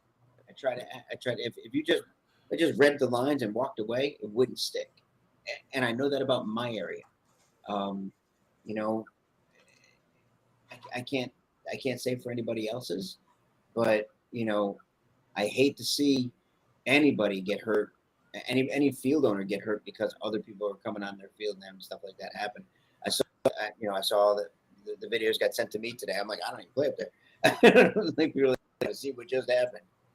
It's unfortunate. It's terrible. And I don't want to see that go any further than today, because I don't want people to have the wrong idea about things. That's not an everyday occurrence, and I think it's on us to make sure it's. All right, Deadpool. Yes. I thought you might have more to say. Yeah, I'm trying to get the damn mic not to do that, but other than taking my case off, No, it's okay. Don't worry And that about it. requires special tools. But yes, I mean, it's like I said, it's a learning experience. I've been doing it for a while now, and this is the first time an incident like this has happened to this extreme. And I got people commenting and supporting us still and everything. I appreciate everybody's comments. I mean, if it wasn't for the players, we wouldn't be here. And I just, it's one of those things, I mean, just like my mom used to say, shit happens. You just got to deal with it. Whether you pick it up, throw it back, or, you got to make the best of it.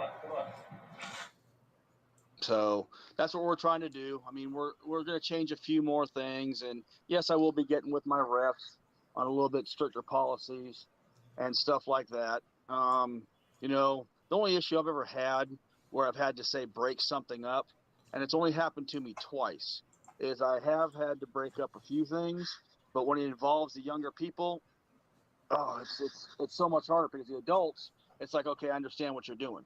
But then the kids go, hey, mommy, hey, daddy, this ref touched me on the field. And I've had two parents call me about that because we broke up. And my other issue is, and I'm sure you guys have run into it on your fields, is everybody goes, well, they knew it was a minor. Okay, so if you watch that video, can you tell that person's a minor? Nope. And I got a video for that too. Oh God, yep, that's what I mean. See, that's the whole thing. It's like, what are you gonna do? Put a special hat on all the minors? It just doesn't work. It's like you guys said, common courtesy, common sense. One of the things I tend to do with minors, and depending on their personality, because I strongly believe that your age versus your maturity are two different things when it comes to some things. I got some young kids that are way more mature than some of the adults we have running around. It's their first two games are always with the battle buddy, and after those two games, I determine if they can go out on their own or if they need to stick with that battle buddy for the rest of the day. The other thing I do is if they're a minor, I have their parent's number on a little card. As soon as the incident happens, call the parent, be the first point of contact to explain to the parent what happened, when it happened, as it happened, because when that kid gets home, the story's going to change to make them look like an angel. Every time. Every single time. And for the most part, most parents literally will show up, grab their kid by the shirt, and go deal with the issue for me. Well, with that being said, I mean, I think we pretty much bashed this one like bashed his dead horse. No, we bashed it like that kid that got hit in the head with a buttstock. But see, the messed up thing is that people think because they see some of this stuff from these fields or whatever that this is acceptable, right? Right. It's okay that this is allowed to happen. It should happen because look at what happened. Look at all these views they get. It's for the views, man. Right. It's not. I mean, there's good ways and bad ways to get views. That's definitely a bad way to get views when it comes down to it. And on top of that, like they just posted another picture, which was sent to me. That's what I was looking at. That they plan to go to Gulf Coast Airsoft and do the same thing. I've already given them a heads up, like, hey, and he's like, if they come out here and they pull that shit, they'll be gone after the first game. That's simple. Yeah, that's exactly what he said on it. So I appreciate Gulf Coast Airsoft stepping up whenever they actually have their grand opening or whenever people show. So with that being said,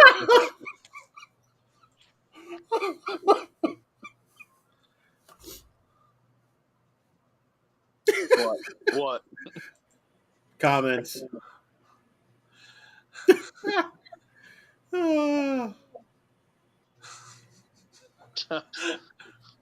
Just waiting for his response. He doesn't have anything. No response. And you all wonder why I left the stream. Guys, we just brought him back for the show, and then you guys are chasing him away already. That's okay. They'll follow him onto his show and make fun of him. It's your show's tomorrow, right, Papa? No, next Wednesday. But as I was saying, Deadpool, the other good thing about the Battle Buddy system, which kind of helps, is a lot of these kids, like Joker was saying, was they learn this stuff on YouTube. They learn this stuff from people that are just wrong. They're learning bad behavior. With the battle buddy system, I make sure they're with somebody I can trust to teach them the right things, and it's worked. It has actually pushed down the level of stupid we've had to deal with. Right. And not to like the sheer amount of kids that come in with some knobby boy kit they bought online, thinking they're going to be the end all be all, Right. and are upset when they're not. Correct. Like the most hilarious thing ever was I watched a 12-year-old learn how to pie a room, and he was better. The next game, he was wrecking people going room to room. Because 12-year-olds are small, and people don't expect that sort of height. So, with that being said, I want to transition this over to what I really want to talk to the stream about, which is limiting limitations in airsoft. By the way, Deadpool, if you need to take off or go or whatever, I know you look beat, brother. If you need to go. All right. Well, I appreciate y'all having me on, and once again, thanks for your input and support. And hopefully, I can be on more. I think you guys should have these when I wake up in the morning at about 4:00. That way we can, experience my way of life.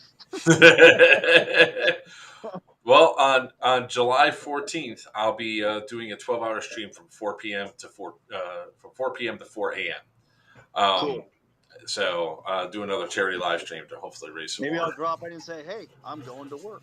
But, all right, Deadpool. All right, y'all. I appreciate it, and thank you very much. Thanks for coming on. All right, bye. Bye. All right, so now to go on to the. You're gonna take off now too. Yeah. You gotta stay. You gotta stay for 5 minutes. All right, 5 more minutes. 5 more minutes. Because this happened. Shoot, to the left, to the left.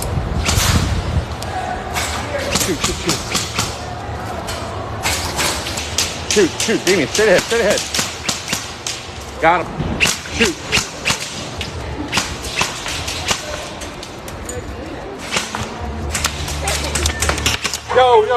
Yo, you can't do that. You have to be outside. Shoot. Ready, shoot.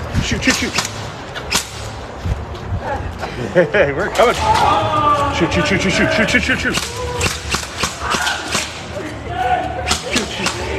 Get him, Damien.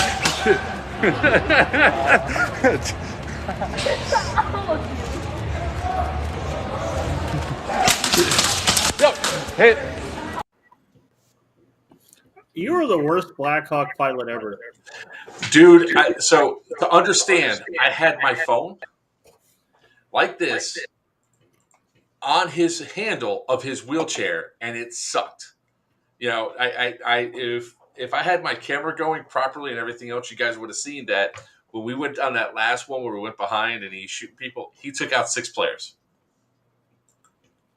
So I have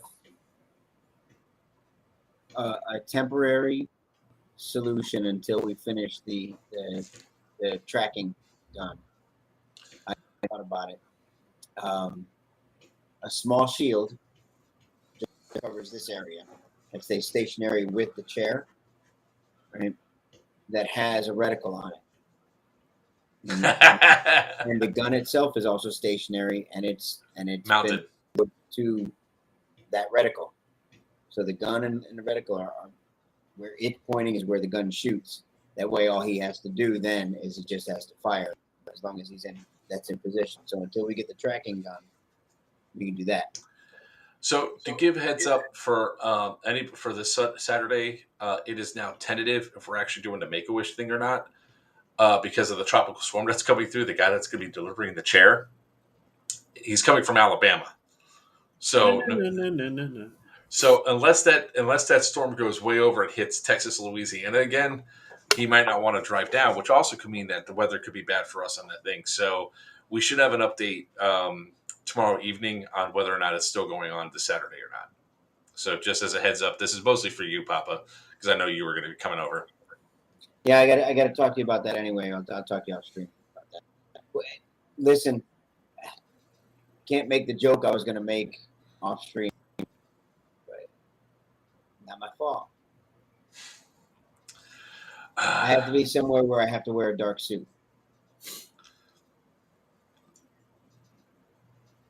Usually you wear black or gray, things like this. Mm-hmm.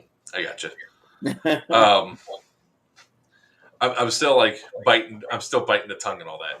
I know. I one had not crossed over the other in my mind until Christian called me. We want to ride down together, and I was like, "When?" He's like, "This Saturday." I'm like, and I gotten because I have that, but literally just came up because those things. People are so insensitive; they don't plan them. No, I wear my. I'm dressed to my prostate exam. Thank you very much. I want to know where Stu's going for a prostate exam because they're in a suit, man. They ain't a doctor. Remember, he's in California. They get fancy over there. Papa, I want to thank you for coming on, hanging out with us for a bit. Thank you very much for letting me jump in. That that's an important topic to me.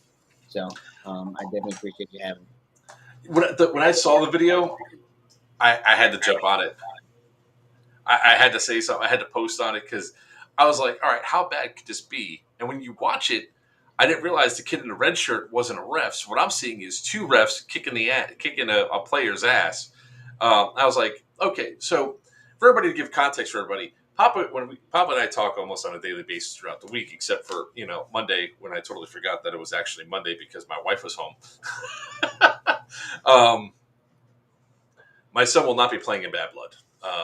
We're not ready for that yet. But the funny thing was, he called me up and he's like, he goes, yeah, I got to send videos for the stuff that happened in Warzone. I was like, I heard something bad happened. And he goes, yeah, like even a ref got involved. And I was like, could the ref possibly gotten involved to break it up? He goes, no. So then I found the video and got the video and I watched it. I was like, here I'm going to give the ref all benefit of the doubt of, hey, maybe he went in there because an active assault was happening. And he went to punch the guy to stop him from assaulting somebody, right? Like this going through. No, it's a straight up. And then, yeah. So I was like, no. Well, thank you very much, sir. I do appreciate any time you come on with us. My pleasure. Thank you again for having me. Sinway, it's time for you to step up again. I'm out of here. All right. I'll move to the front of the bus. Papa's all in the back of the bus and shit. Oh, and on that one. There he goes, ladies and gentlemen. The man, the myth, the legend of the shortest statue of Greg Paparizzi from Dead End Outfitters. Hey, man, I'm rusty. It's been weeks since I said his intro or outro. So, by the way, if you guys haven't done it yet, definitely go to DEO, Dead End Outfitters, and get yourself a D-Hop barrel, the best tan patch barrel out on the market today. So, Zombie Death, will he be playing at Bad Blood? Not this year. Next year, possibly. There's a really good possibility that we can get everything set up and ready for him for next year, but it's not going to happen this year. I'm sorry. I'm going to scroll back down and answer this question real quick. Thomas, yes, Crucible is shutting down. We do appreciate the community support throughout the couple of years that we took over and ran it. We're moving on to different things. The field will not be opening in a new location. But until we do shut down, come on in and help us buy out inventory that we can't do anything else with.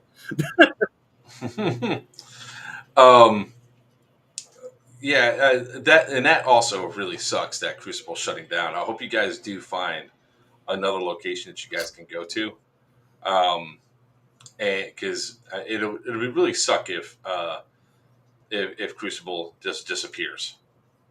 Yeah, we've heard a lot from the community about it. The problem is the landlord sold the building out from under us. We had no control over it. So, sorry. And the other comment was by Thomas. YouTube seems to hurt Airsoft. So here's the thing: the YouTube function off an algorithm. So if that's all you watch, that's all you're going to see. There's a lot of YouTubers that promote positivity in Airsoft. You have people like Airsoftology. You have Papa's going to be doing positive stuff. We try to do positive stuff here. WAG literally is become the Mr. Rogers of Airsoft. The guy goes to fields and just gives away guns to kids. But there is a lot of positivity for Airsoft on YouTube too. You just gotta find it, and it sucks because bread and circus, the fights, the arguments get the views. St. Massachusetts. um, I I agree wasn't with you. Dylan. Thank you. I was gonna say like with like the same thing with Virchew and all that that we try to. It doesn't seem like it was some of the stuff. It's Dead End Outfitters, Gert. It's the name of a shop. Um, like we try to be positive as possible, but sometimes there's points where you have to call out the cheaters. Like, did I put that video up as a short? Absolutely, because there's sometimes there needs to be eyes on what not to do in airsoft, and then have the heavy condemnation for behavior and actions like that. Right. Um, their last day is June 26th, Thomas, and it's a real big shame that that like the positivity just doesn't get views. Like something like my Papa Bear mode activated got 10 million views as a short. Damien in a wheelchair got 1,800 or something like that. Actually, let me pull it up right now. Let me see what the views are for it. So it's not necessarily just the algorithm. It definitely of like that's what people want to see. It really isn't because it's also. Oh shit! I didn't put it up on TikTok or YouTube. I put it up on TikTok. Fail. Well, I did put like for example, I put the ouch video up. What video was this? I think where I got team killed. Yeah, where I got team killed by Tinker. It was at this moment that he knew 10,000 likes or 10,000 views.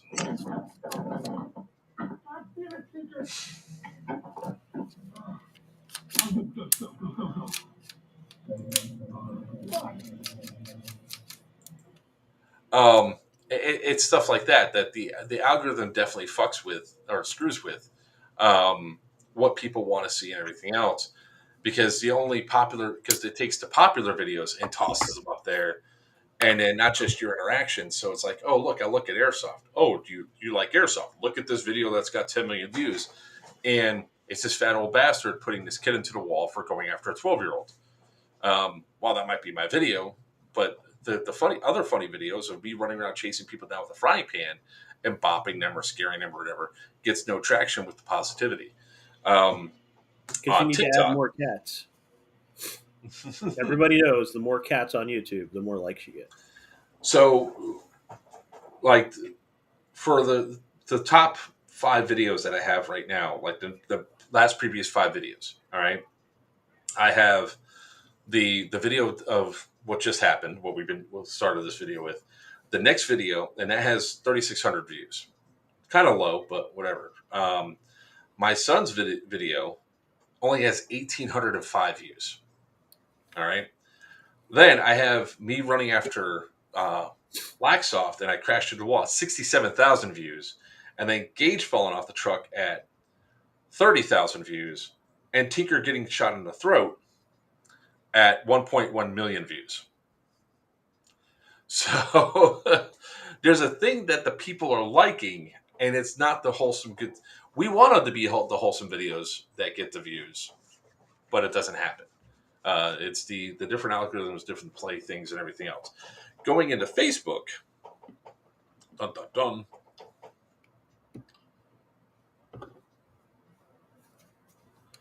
Oh, I read that the wrong way. I thought they were going to close a field because of a snake. Oh, there it goes. Once it's sort of like when you're on a road trip and you go piss for the first time, and then now you have to pee every hour, regardless of how much you peed before or how little you had to drink. Breaking the seal, we're there. So, and I think this is really going to boil down to also what happened with what's happened with the whole I'm on my 30 days in trouble for not going live or anything else. The top 5 videos from that, or the first 5 videos that I have from the reels, 310 are for me in the helicopter. 310 views. Gage falling off the back of the truck, 659,000. Tinker taking me out with the bus door, 2.7 thousand.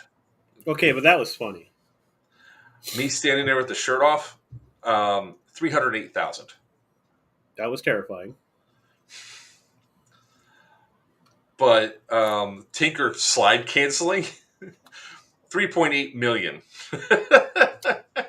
So it's one of those things where I have a feeling that the algorithms definitely you're not seeing you're not seeing wholesome content because nobody wants to watch wholesome content. They're only online to watch videos of bad shit. Because if it was about the wholesome content, you would see a bunch of also near things and all that jump to the top. But all of my top videos have some form of injury, arguments, fighting, the smoke, bad stuff's inside those videos. I'm wholesome for souls. So that's at least what I see and what I feel that's going down. But the main portion about this was, how do we help people with limited mobility get into our sport? Like Damien, he, despite getting shot in the rear end, when we went there, we were told that we're going to be in the party room, which means that while everybody else plays a game, the party room plays a game. Everybody else plays a game, the party room plays a game. So there's this constant rotation. It would have been safer for Damien to go in there on that model, and he probably would have had more fun because he wouldn't have been shot nearly as much as he was during this portion. I don't really want to say that the players there were intentionally targeting him. No, Keelan, this was a war zone that's down in Ocala, Florida. So, what are some of the thoughts when you guys see somebody out there? If you see a kid out there in a wheelchair playing airsoft for the first time, are you really going to be shooting the kid up that much? Hover around. No, I'm aiming for the dude pushing the wheelchair because, you don't shoot the medic, you shoot the guy next to the medic, so everybody has to wait. So, for those of you that have been following along, I got to lower my voice because I don't know if they can hear or not. He was supposed to get his action chair this weekend. Unfortunately, if that tropical storm threatens and it's going to hit, we have to push it back another week or two before he gets it, which would really suck. I really wanted to get it sooner rather than later. But if we have to push it back, we have to push it back. See, I'm torn. I wouldn't take it easy on the. I would take it easier than I would take it on everybody else. Well, I mean, so what I really would love to see is like for those of you guys that don't know, we have Battle Bus Adventures. We have actually applied for the 501c3 status. Hopefully, we get an answer back within the next couple of months with being approved, which the lawyers said there should be no reason why it shouldn't be approved. For what we're doing. So we bring vehicles out there to help people with limited mobility play airsoft. And if we can't bring the vehicle out, we like to try to park a vehicle out there so there could be an actual, location that is where they could fire from and everything else. So they can actually feel like they're part of the game. So I was pushing the chair, Gert. That was me running around like a madman. So we are trying our best to, and a lot of times when people come up with these causes and all that, it's because they're directly impacted by it. And of course, I'm directly impacted. My son has a debilitating disease that, limits his mobility and everything else. What's up, Seth? How you doing, brother? But there's more than just my son that's affected by this. I need a wheelchair mobile machine gun platoon. Very much so. I mean, if you guys haven't seen this thing, here, I'll pull it up because I don't think some people have seen this chair. I'm not saying me and Papa were working on designs or something like that because this is on the internet, but it's come up in conversation.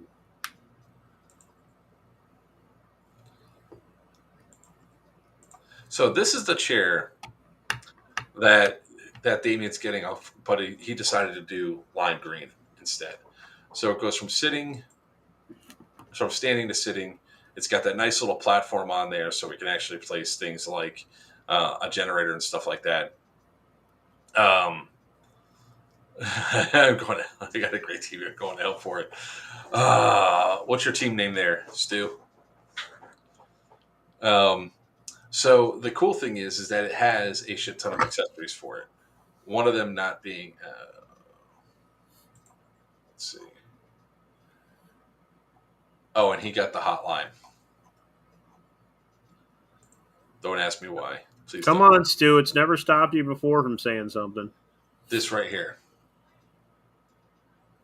This is what we sort of need for them, is this uni mount. But I think they sell it for someone else. I trigger some drive-bys.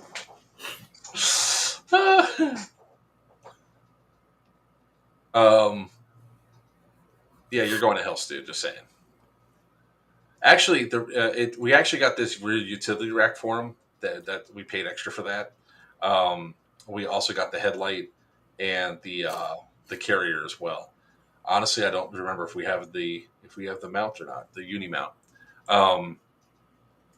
But there's things are where I think that we need to be that the sport can be more inclusive to players with disabilities and everything else. It's just that we should be a little bit more accommodating. It's like if I see a kid that's out of a wheelchair playing airsoft, I'm going to congratulate the hell out of the kid. I'm going to try to be on that kid's team so I can help give them time and everything else. But I've seen some people with some severe disabilities that want to play the sport that can't because of their disabilities, and I don't think they can get into it. But we need more stuff like this. I'm not saying that I'm going to get a action track chair to use and run around on events like say VFA did, but that's why I have the vehicles for.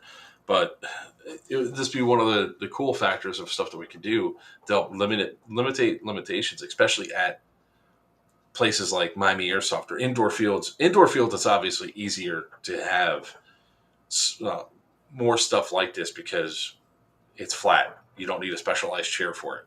The only thing you really need is just like that mount or whatever. What do you think, Sin? Well, no, there was a kid that used to play. He ran pistol only in a wheelchair, and his motto was "Don't take it easy on me." And that's how we treated him. And he would wreck people because they would underestimate him.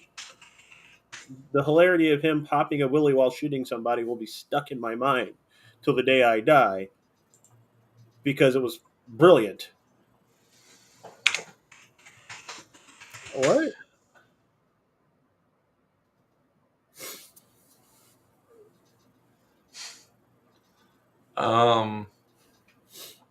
But no, like as a community, as a sport, we need to make these steps to help other people fall in love with the sport that we all fell in love with.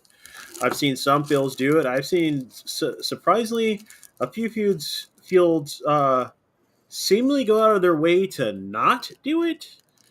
Like there's one field we played at that literally every door frame still had the 2x4 running across the base.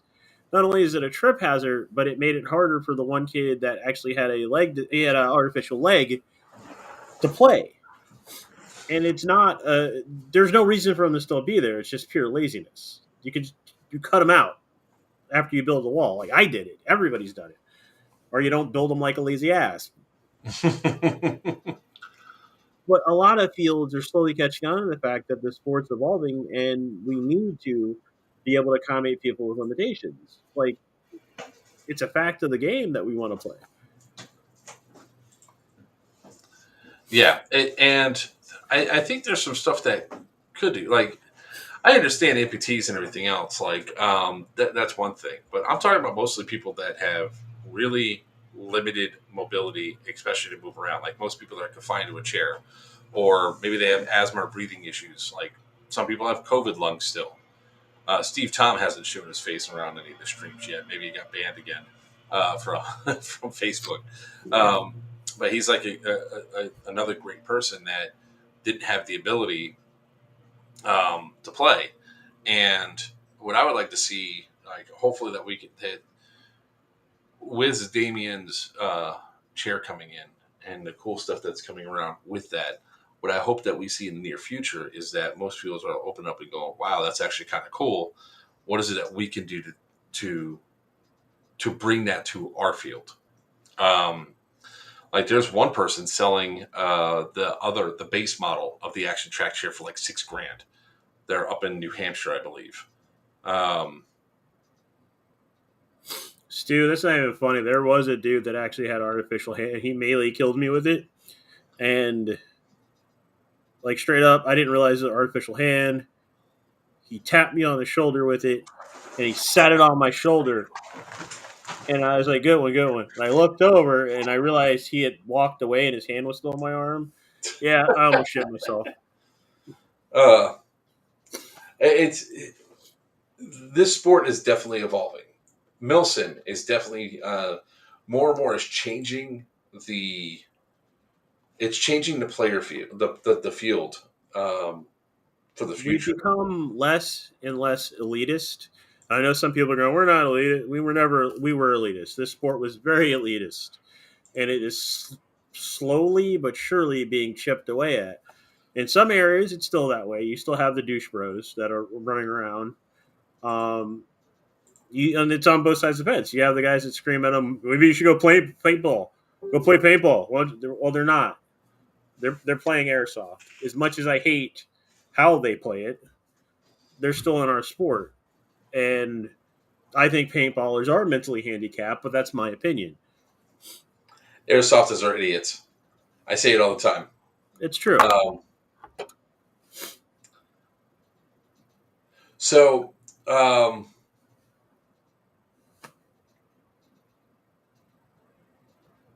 on 1 second. Sorry. Freaking Stu.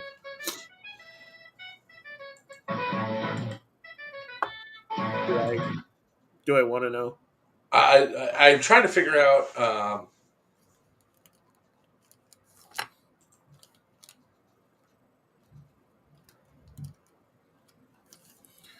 But yeah, so I'm glad to see Fields and other people, like, not to jerk him off, but players, because he's a player, starting to help push this idea that we should be more inclusive and more helpful to people with limitations to come play our sport. Hell, there's a paintball wheelchair league, for fuck's sake, and we're falling behind. Yeah. The roll grips. That's a good one. That actually really is a good one. Yeah, there's a reason I don't go to Milsom West events. I got assigned to a squad because I showed up solo. I was told by my squad leader they didn't want me because I wasn't wearing actual cry. To which I asked if I could change teams, and then proceeded to shoot them all weekend. So one of the things that we were going to finish up with that we're going to talk about, because we talked quite a bit about Damien already and bringing stuff in there. And when we have more video, we'll do like more of a dedicated one. We are going to stream live when we go to give him his chair and all that to surprise the shit out of him. So that's great. But over the weekend, in other airsoft news, Operation Lion Claws was at I don't know what the first name is. Georgia Air Force Base in California, and a fire broke out. So was it smoke? Here's the thing, right? So here's the picture of it. Yeah, Stu was there, so Stu knows what I'm talking about. There's the buildings burning down. George Air Force Base. That's right. And I thought it was. I was like, Georgia just sounds wrong. George Air Force Base. So now the first thing I saw was on this particular thread right here on this particular community, the North American Airsoft community, which is always fuck. Hopefully that didn't show. Sorry, Alex.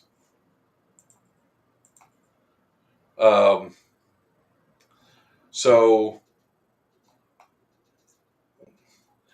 now, when I was going through and looking at this, everybody's sitting there tearing into him and saying, "Oh, like pyros were banned at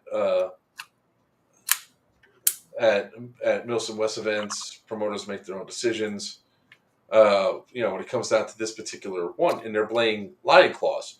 So I decided to hold back a little bit and say, what actually happened here? Because it's got to be something more than just that. So with that being said, it's like I'm trying to pull up the Lion Claw's official statement.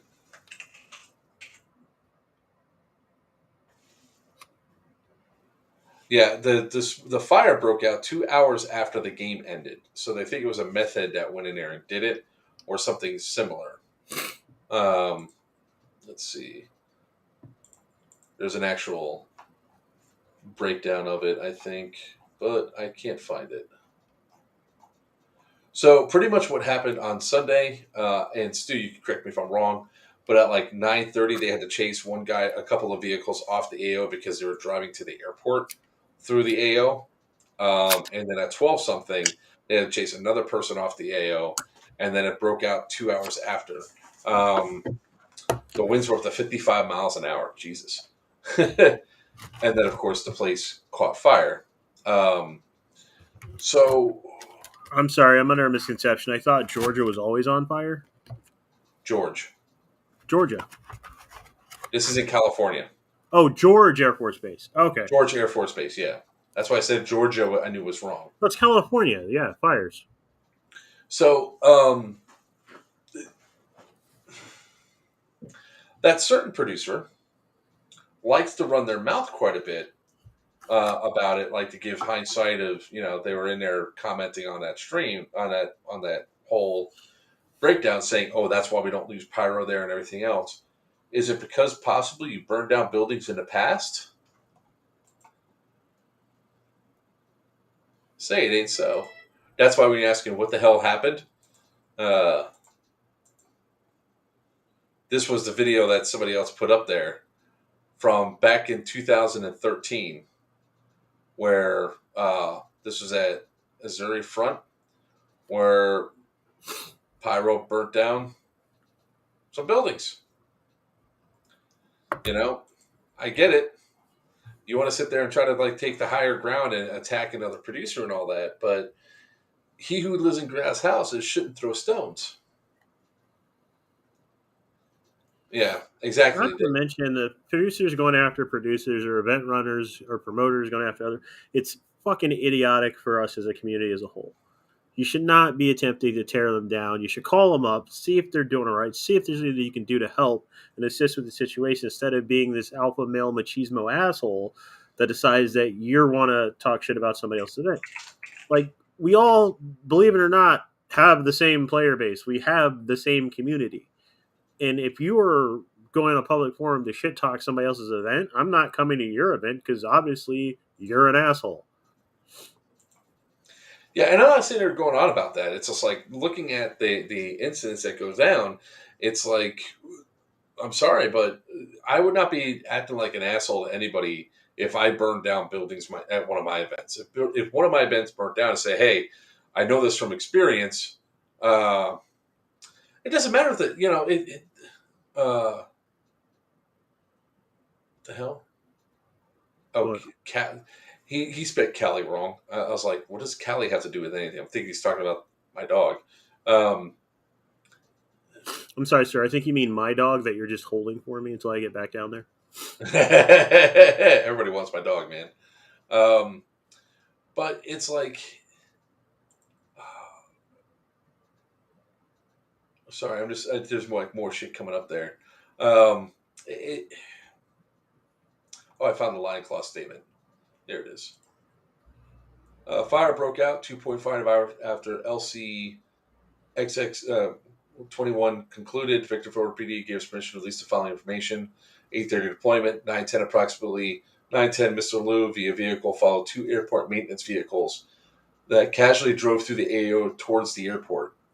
Gunther COS also chased off 2 official local vehicles that trespassed through our AO.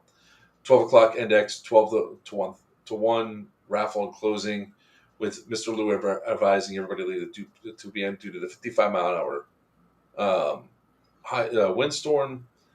2 departing attendees saw smoke coming out of the building and proceeded to investigate, called 911. Fire engines responded and contained the fire. Mr. Liu and Mr. Porter met with both fire department and police department and provided all relevant information. Any questions may be directed to the Victorville Police Department. So yeah, there's that, guys. But what frustrates me about all of this with the people and the way that they're acting, the way they're talking on this particular thing is sort of like when somebody came after me about the battle bus going to a specific event. And that person, I had to respond back, is like, well, at least I didn't run over a light pole with my battle bus. You know? It's like, I'm not trying to be an asshole here, but you're literally poking the bear with your own nonsense. And you shouldn't do that. You shouldn't be going after, mind your own lane. And if you're going to come at somebody, you better be freaking pristine, because if not, they're only going to turn back their own negativity against you. You know? And that's essentially what's happening here. Did the fire happen? Yeah. Was it the fault of airsofters? It doesn't look like it at this point. Give it a chance for, at least something to come out besides jumping to conclusions. And it's like, oh, well, they're butthurt about something John did to him years ago. It doesn't matter anymore because it was just isolated to John. Okay, I can understand. You mean to tell me that every event producer across the country has done something to hurt this guy? No. It's his method of way he goes after it. But I literally, trying to get insurance for our events, like Geigerlands and everything else, has been made increasingly harder because of another event producer's behavior and claims that have been filed. They're asking questions now that weren't asked 3 years ago because of these same things. They're asking questions about, if there's vehicles on the field, are they driving around with the windows up or not? What's the field of view? What's your thing about? I know they do, but I mean, the problem is like, you notice I'm not really using a name when I'm talking about it because I don't want to invoke. I don't care about invoking the wrath, but I really, at the same time, don't want to invoke the wrath of somebody like him who's just going to use it as a way to browbeat everybody else. Because he starts that little rebel rousing, and then he gets all of his little fanboys to join in, and they start attacking particular people on there. Like, did Bulldog say stupid shit? Of course he did. He always does. But then, is it really a reason for to get all your fan base to attack a new, even though they were with Doomsday, it's now a new producer and try to bring their stuff down? Absolutely not. I just don't think that's good for the sport at all.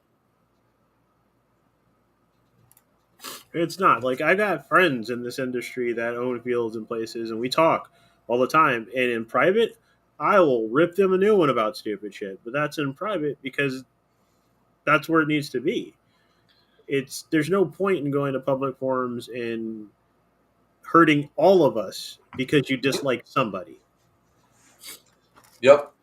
I mean, it's one of the reasons why I don't sit there and keep like each time they try poking at me, I just ignore them at this point. It's like they don't get a response, and the reason why they don't get a response is because I don't want to give him ammo to promote his next event.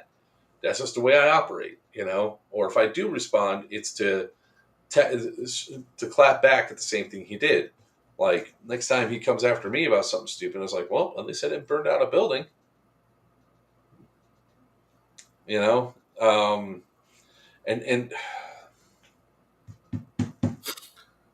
the best way to put it is like, I can understand if you're giving actual advice, right? Like, hey man, I really avoid, if I was you, I'd avoid anything that you have to use a lighter to light a wick on for smoke or anything else like that, because those sort of hot burning stuff can cause fires, especially in dry environments and everything else.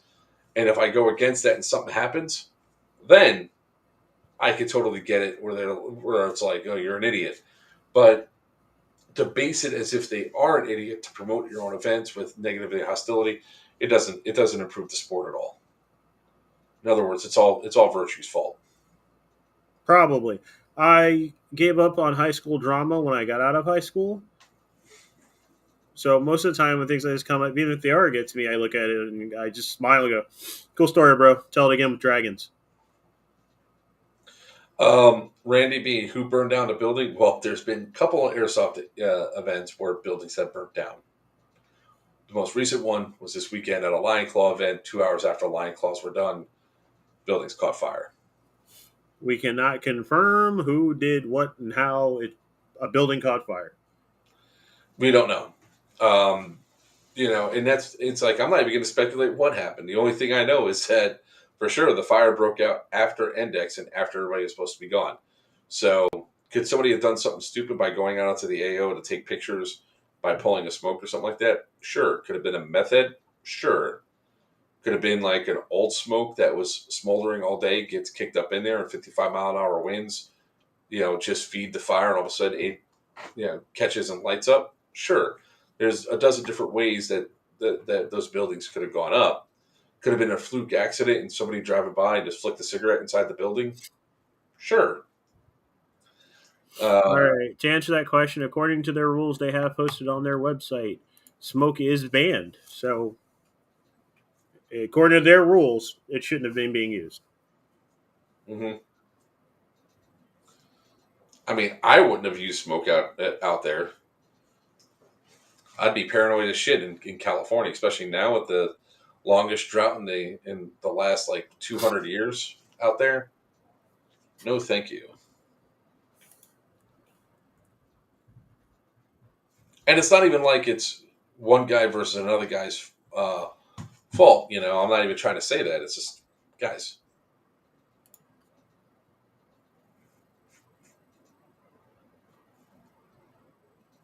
Wait, what? Is it fire in California? It was an airsoft gender reveal.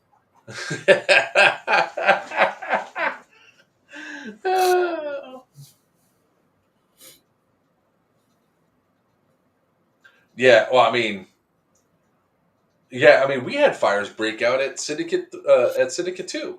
Yeah, we had 5 fires break out. We had to ban all pyro on the field, and that's in Pennsylvania. I mean, people think, oh, it's cold burning. There's a key word there. Cold burning produces fire. It just means that you're pulling a pin to light the pyro to burn, and there's a flame that shoots out. So if you don't pull it,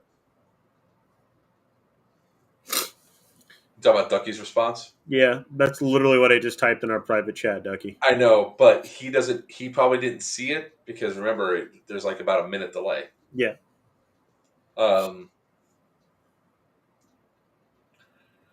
And do I think that they're probably going to allow them back? Probably. It was after the event, so it probably wasn't their fault. I'm sure somebody's insurance is paying for it, though. I mean, to be completely honest, capitalism. They like money. They make money off of these events because most of these places are not being used or generating any revenue in the time frames that we go in as promoters or producers and use them. So, probably going to let them back. Yeah, more than likely. Now it's a cooled out, burned out building.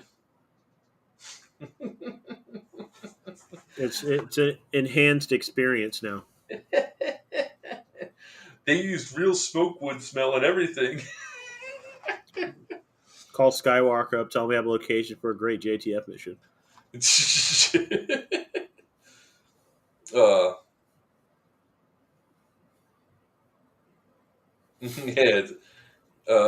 see here. So, of course, before we leave, we're also going to talk about something that both of us are really excited for that are coming up, which is Geigerlands. So check out Geigerlands at ovhmilsom.com. Guys, you have until June 7th, so a week from today, to get your discounted tickets for this really awesome event. It's an airsoft. It's a wasteland style airsoft. So whatever happened to Dominance event. In short, they just didn't get enough tickets sold. It's certainly so. I'll talk about that before I go into that. What happened with Dominance? Real simple. Like, remember, guys, I'm just sponsored by them. I don't have any control over any of these events or anything else. So I am literally just sponsored by them. So I'll tell you everything that I know. When they decided to announce the event, I know some things happened where there was a couple live feeds that weren't taken very well. There was some issues with some of the marketing, trying to get the marketing to really catch on and go off. But the biggest problem that I can see from the outside was that ticket sales suffered because there was a pissing match between Milsom West in AT Airsoft, which shouldn't happen. The best thing you could do with anything to do with Josh Warner and Milson West, if they come after you as a company, is just ignore them. If you don't give them anything, they have nothing to leech onto. They have nothing to feed off of. And they could continue doing their whatever. It's not going to affect your bottom line. It makes you look like a bigger person that you're just simply ignoring it. So there's a couple things I wouldn't have done for that event. Like I would not have gone with helo rides just yet. I would have built up the events a couple more, done a couple more events to build it up to the point where they could do them. Now, do I think they could have run an awesome helo event? Helo missions? Absolutely. They've done it before with Doomsday, and they have a lot of the same Doomsday core that are now working for ATE. So I don't think that would have been a problem at all. I just think the problem was being a brand new company. They didn't know exactly, with COVID and everything else, Wiener buying a new house, building a new house, moving into that new house, and all that. The AT guys were not doing nearly as many events as they did in the past. So it was just marketing. So do I think they're going back there? Absolutely. Do I think they're going to do a couple more events in the meantime at some smaller fields? Absolutely. Keep an eye on the ATE page. They design some pretty good games, and they have a lot of great stuff to bring to the tables that everybody else should really fall into and love. So that's the short abridged answer of what happened to Dominance. So I know it's super early and what could change, but what is smoke and pyro looking like for Scorched Earth? It looks like it's going to be good to go. The reason why I think we had so many problems this time was because of how dry it was, because of the snow and everything else. Now, when we get closer to Scorched Earth time, we'll know what it's looking like on the mountain. So if it's going to be as dry as it was this time, then there's probably not going to be allowed any smoke. We'll probably still allow the grenades to go off, but we'll definitely have to watch and go around and make sure that it's okay. But I think at this point, from what I remember in November, even though there was a lot of dead stuff around, it was still wet, especially because of the snow, and a lot of stuff was still very green. So, because they're really, and you can correct me if I'm wrong on this, Virchew. I don't know how snow works up in those shits, but it looked like the ground hadn't suffered from the cold weather yet. And stuff was still very green and very fresh. So we tend to get what's called ground freeze, which is basically the first couple inches under the ground are still frozen. And when that happens, there's still moisture trapped underneath of it. So it's not a huge issue. We didn't have any of that this time around. It was just dry. Popeye's biscuit dry. Because the new grass was just starting to come up. The old dead grass was still there. Yeah. I'm not even going to fall for that, Stu. I'm just going to keep moving along. Yeah, but when it comes to Scorch Earth, we're going to kind of play it by ear based off the weather. In that part of PA, it can literally call for a snowstorm and miss the mountain completely. It could be so low that it goes around the mountain. So we can't really give you a definitive yet. And the same thing for Geigerlands. We won't know until we check out the AO before the event. That's going to be the answer moving forward. And we'll let you guys know, because we're also going to put up the signs that say yes or no pyro. Exactly, Stu. Some of the fires were actually pretty... No. Don't exactly, Stu. Read the rest of what he said before you exactly, Stu. You fell for it.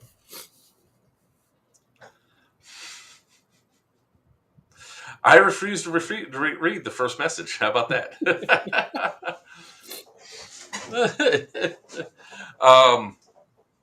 But that's one of the things where chat's going and I catch the new stuff that's over there.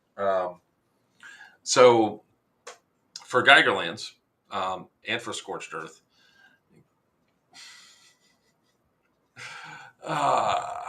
man, my jaw itches right here. Yeah, so anyway, we'll have signs up whether or not pyro is allowed or not, so we can make sure that's there. I mean, obviously indoors, frag grenades and everything else, then that's fair game. What is typically allowed inside? Smoke is never allowed indoors, so that should be painfully obvious. and tag launchers are not allowed indoors. So that's also obvious. But like if we don't allow the frags and all that stuff outside, it could be inside of buildings only. However, at Geigerlands, I think there's going to be a significant less amount of pyro that's being thrown around or anything else, because it's actually an ability you have to get in order for it to happen. Yeah, no smoke inside. But if there is a change up to that time, right now we're planning to allow smoke and frags everywhere. But if we get out there and we determine that, hey, it was just not good, we're not going to allow smoke and all that stuff out there. So is what it is. So with Geigerlands, remember guys, between now and June 6th, you have the chance to actually get a ticket for just $100. If you've been to previous events and everything else, check your email. You should have the link there. There'll be another fresh round of emails going out tomorrow to remind people of it. So check your email for the coupon codes and everything else, the promo codes, I should say. And, we really want to put on a really good event. Right now, we have close to 90 people that have signed up for Geigerlands. And we have a couple people that have signed up for Scorched Earth. Now, we're not really broadcasting Scorched Earth that much because we're really, really focusing on Geigerlands. And then there was also something I didn't know, which I should have paid attention to. But over the weekend, for Memorial Day, there was a post that went up that I totally missed from Big House Produce that's saying we're not putting up any more events from Friday until after Memorial Day in honor of Memorial Day weekend. Whoopsies. Oh, speaking of which, Geigerland saving money and stuff. We have to figure out what day we're going to do, but we're going to schedule another cleanup day for volunteers. So if you want to earn discounts on your ticket, you can show up to the AO and help us clean up one of the buildings. Once I get off vacation, I'll actually have more of the details on that. I know, you're just enjoying yourself, ain't you? This is the first actual, it's a mini vacay, by the way. I only got like 3 days. But this is the first vacation I have taken in 2 decades. I love Gert. We're going to say one thing about the rules of grenade smoke. Clearly, well, if Jake comes to Geigerlands, there'll be grenades. That is a divine rule. But grenades are hard to come by. And it is actually perks you have to take. And Jay will take it. That's all Jay will take. But hey, at least Jay won't team kill people because technically it's a free-for-all event. If you say that, he will find a way of doing it. Yeah, I really want to do a merch line for Big House events, and like one of the shirts it says, "I got naded by Jay." I got naded by Jay. The only thing I got was his lousy T-shirt. Oh, speaking of which, let me send this over to you. Hold on. So while we're talking, Jackal Tactical, who's coming to the event, sent me a message. I just got to send it over to where we could all see it. Just give me a second.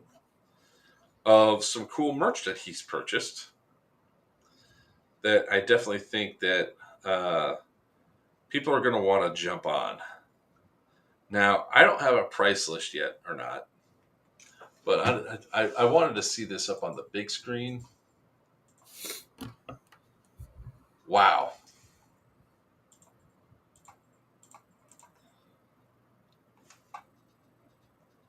Those are a lot of foam weapons. Are you seeing this? Oh, yeah. Jesus. Some of those look awesome as hell. The crowbar, the wrenches. By the way, those wrenches are what you guys need for a perk to repair power armor. I'm more excited about the manhole cover. I saw that too.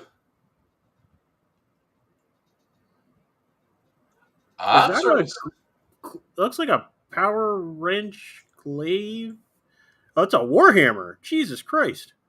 Yeah. He did some shopping. Oh, do you see the background? Look up on your screen. It's bigger on screen. Yeah, the mace. I see the mace. The mace is awesome. So somebody was shopping at Adam and Eve. Is that a fucking chain? That is a chainsword. I was about to say, is that a chainsword? That looks like one. That is, in fact, that's a commissar's chainsword. I need to get a hold of him because I want that.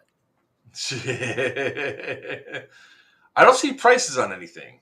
He's got tags hanging off of him. I see that, but I can't zoom in. I can't see what Damn it! Tell that man we need a price list. But yeah, these are going to be awesome.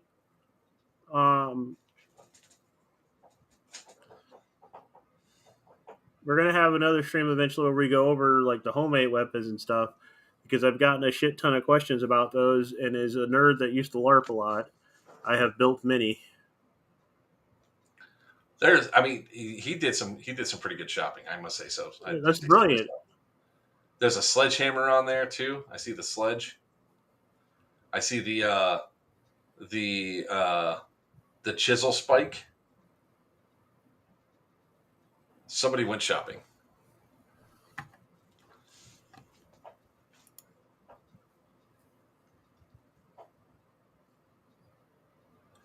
I love the plumber's wrench underneath everything. Yeah, so it's kind of cool. Each time you look, you see more. Like it looks like there's a little katana there. Yeah, what? That's underneath the.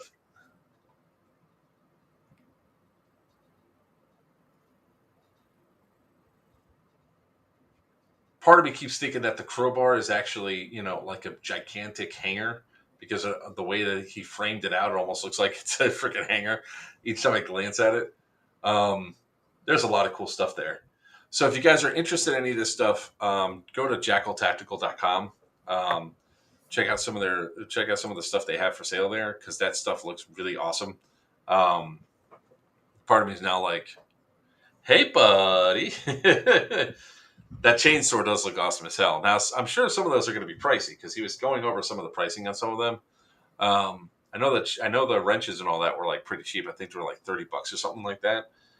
Don't quote me on this, guys. I'm just basing it off of what he was saying before. But yeah, that's pretty cool.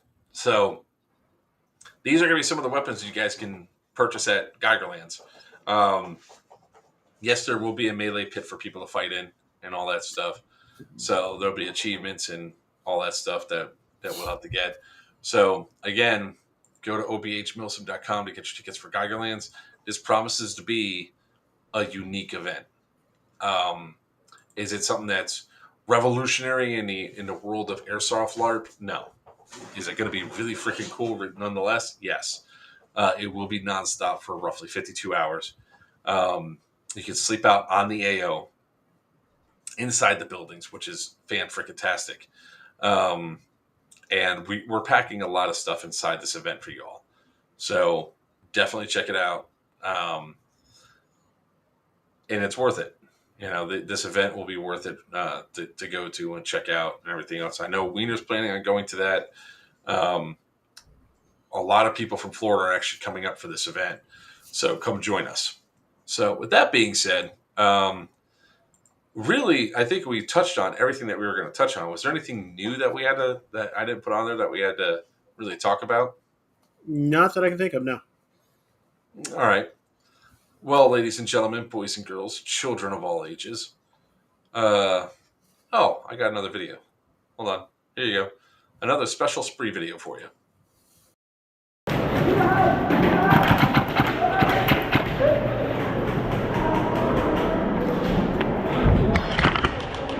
You're not shooting. Wind your wheel. Sorry. I was shooting at the other guy.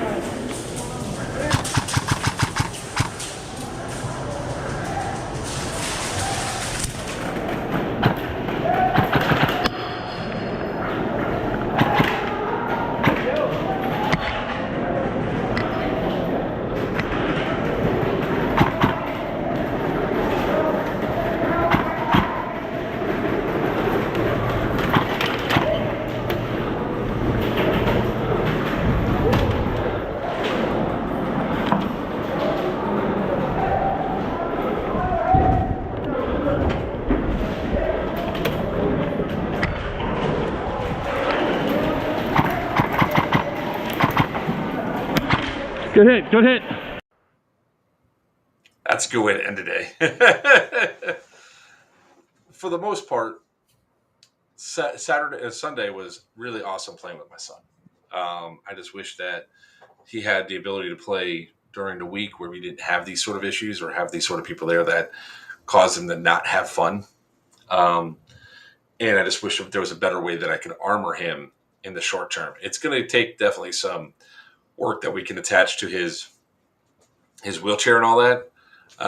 So there's stuff we're working on it for him so he can enjoy himself, so he can have a good time out there. For the short term, he enjoyed the hell out of it, like a lot. So you guys will be seeing more of Damien play, and then hopefully next time I'll make sure all the cameras are working fine, so that way people can actually see him play and shoot.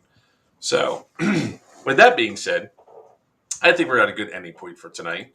We like to always thank everybody that has come on, that has watched us and everything else. I am still 3 weeks away from being able to post back to my lives and all that, like we did before. I mean, our numbers are definitely being affected by it. I'll state again, my perspective hasn't changed. I'm okay with it.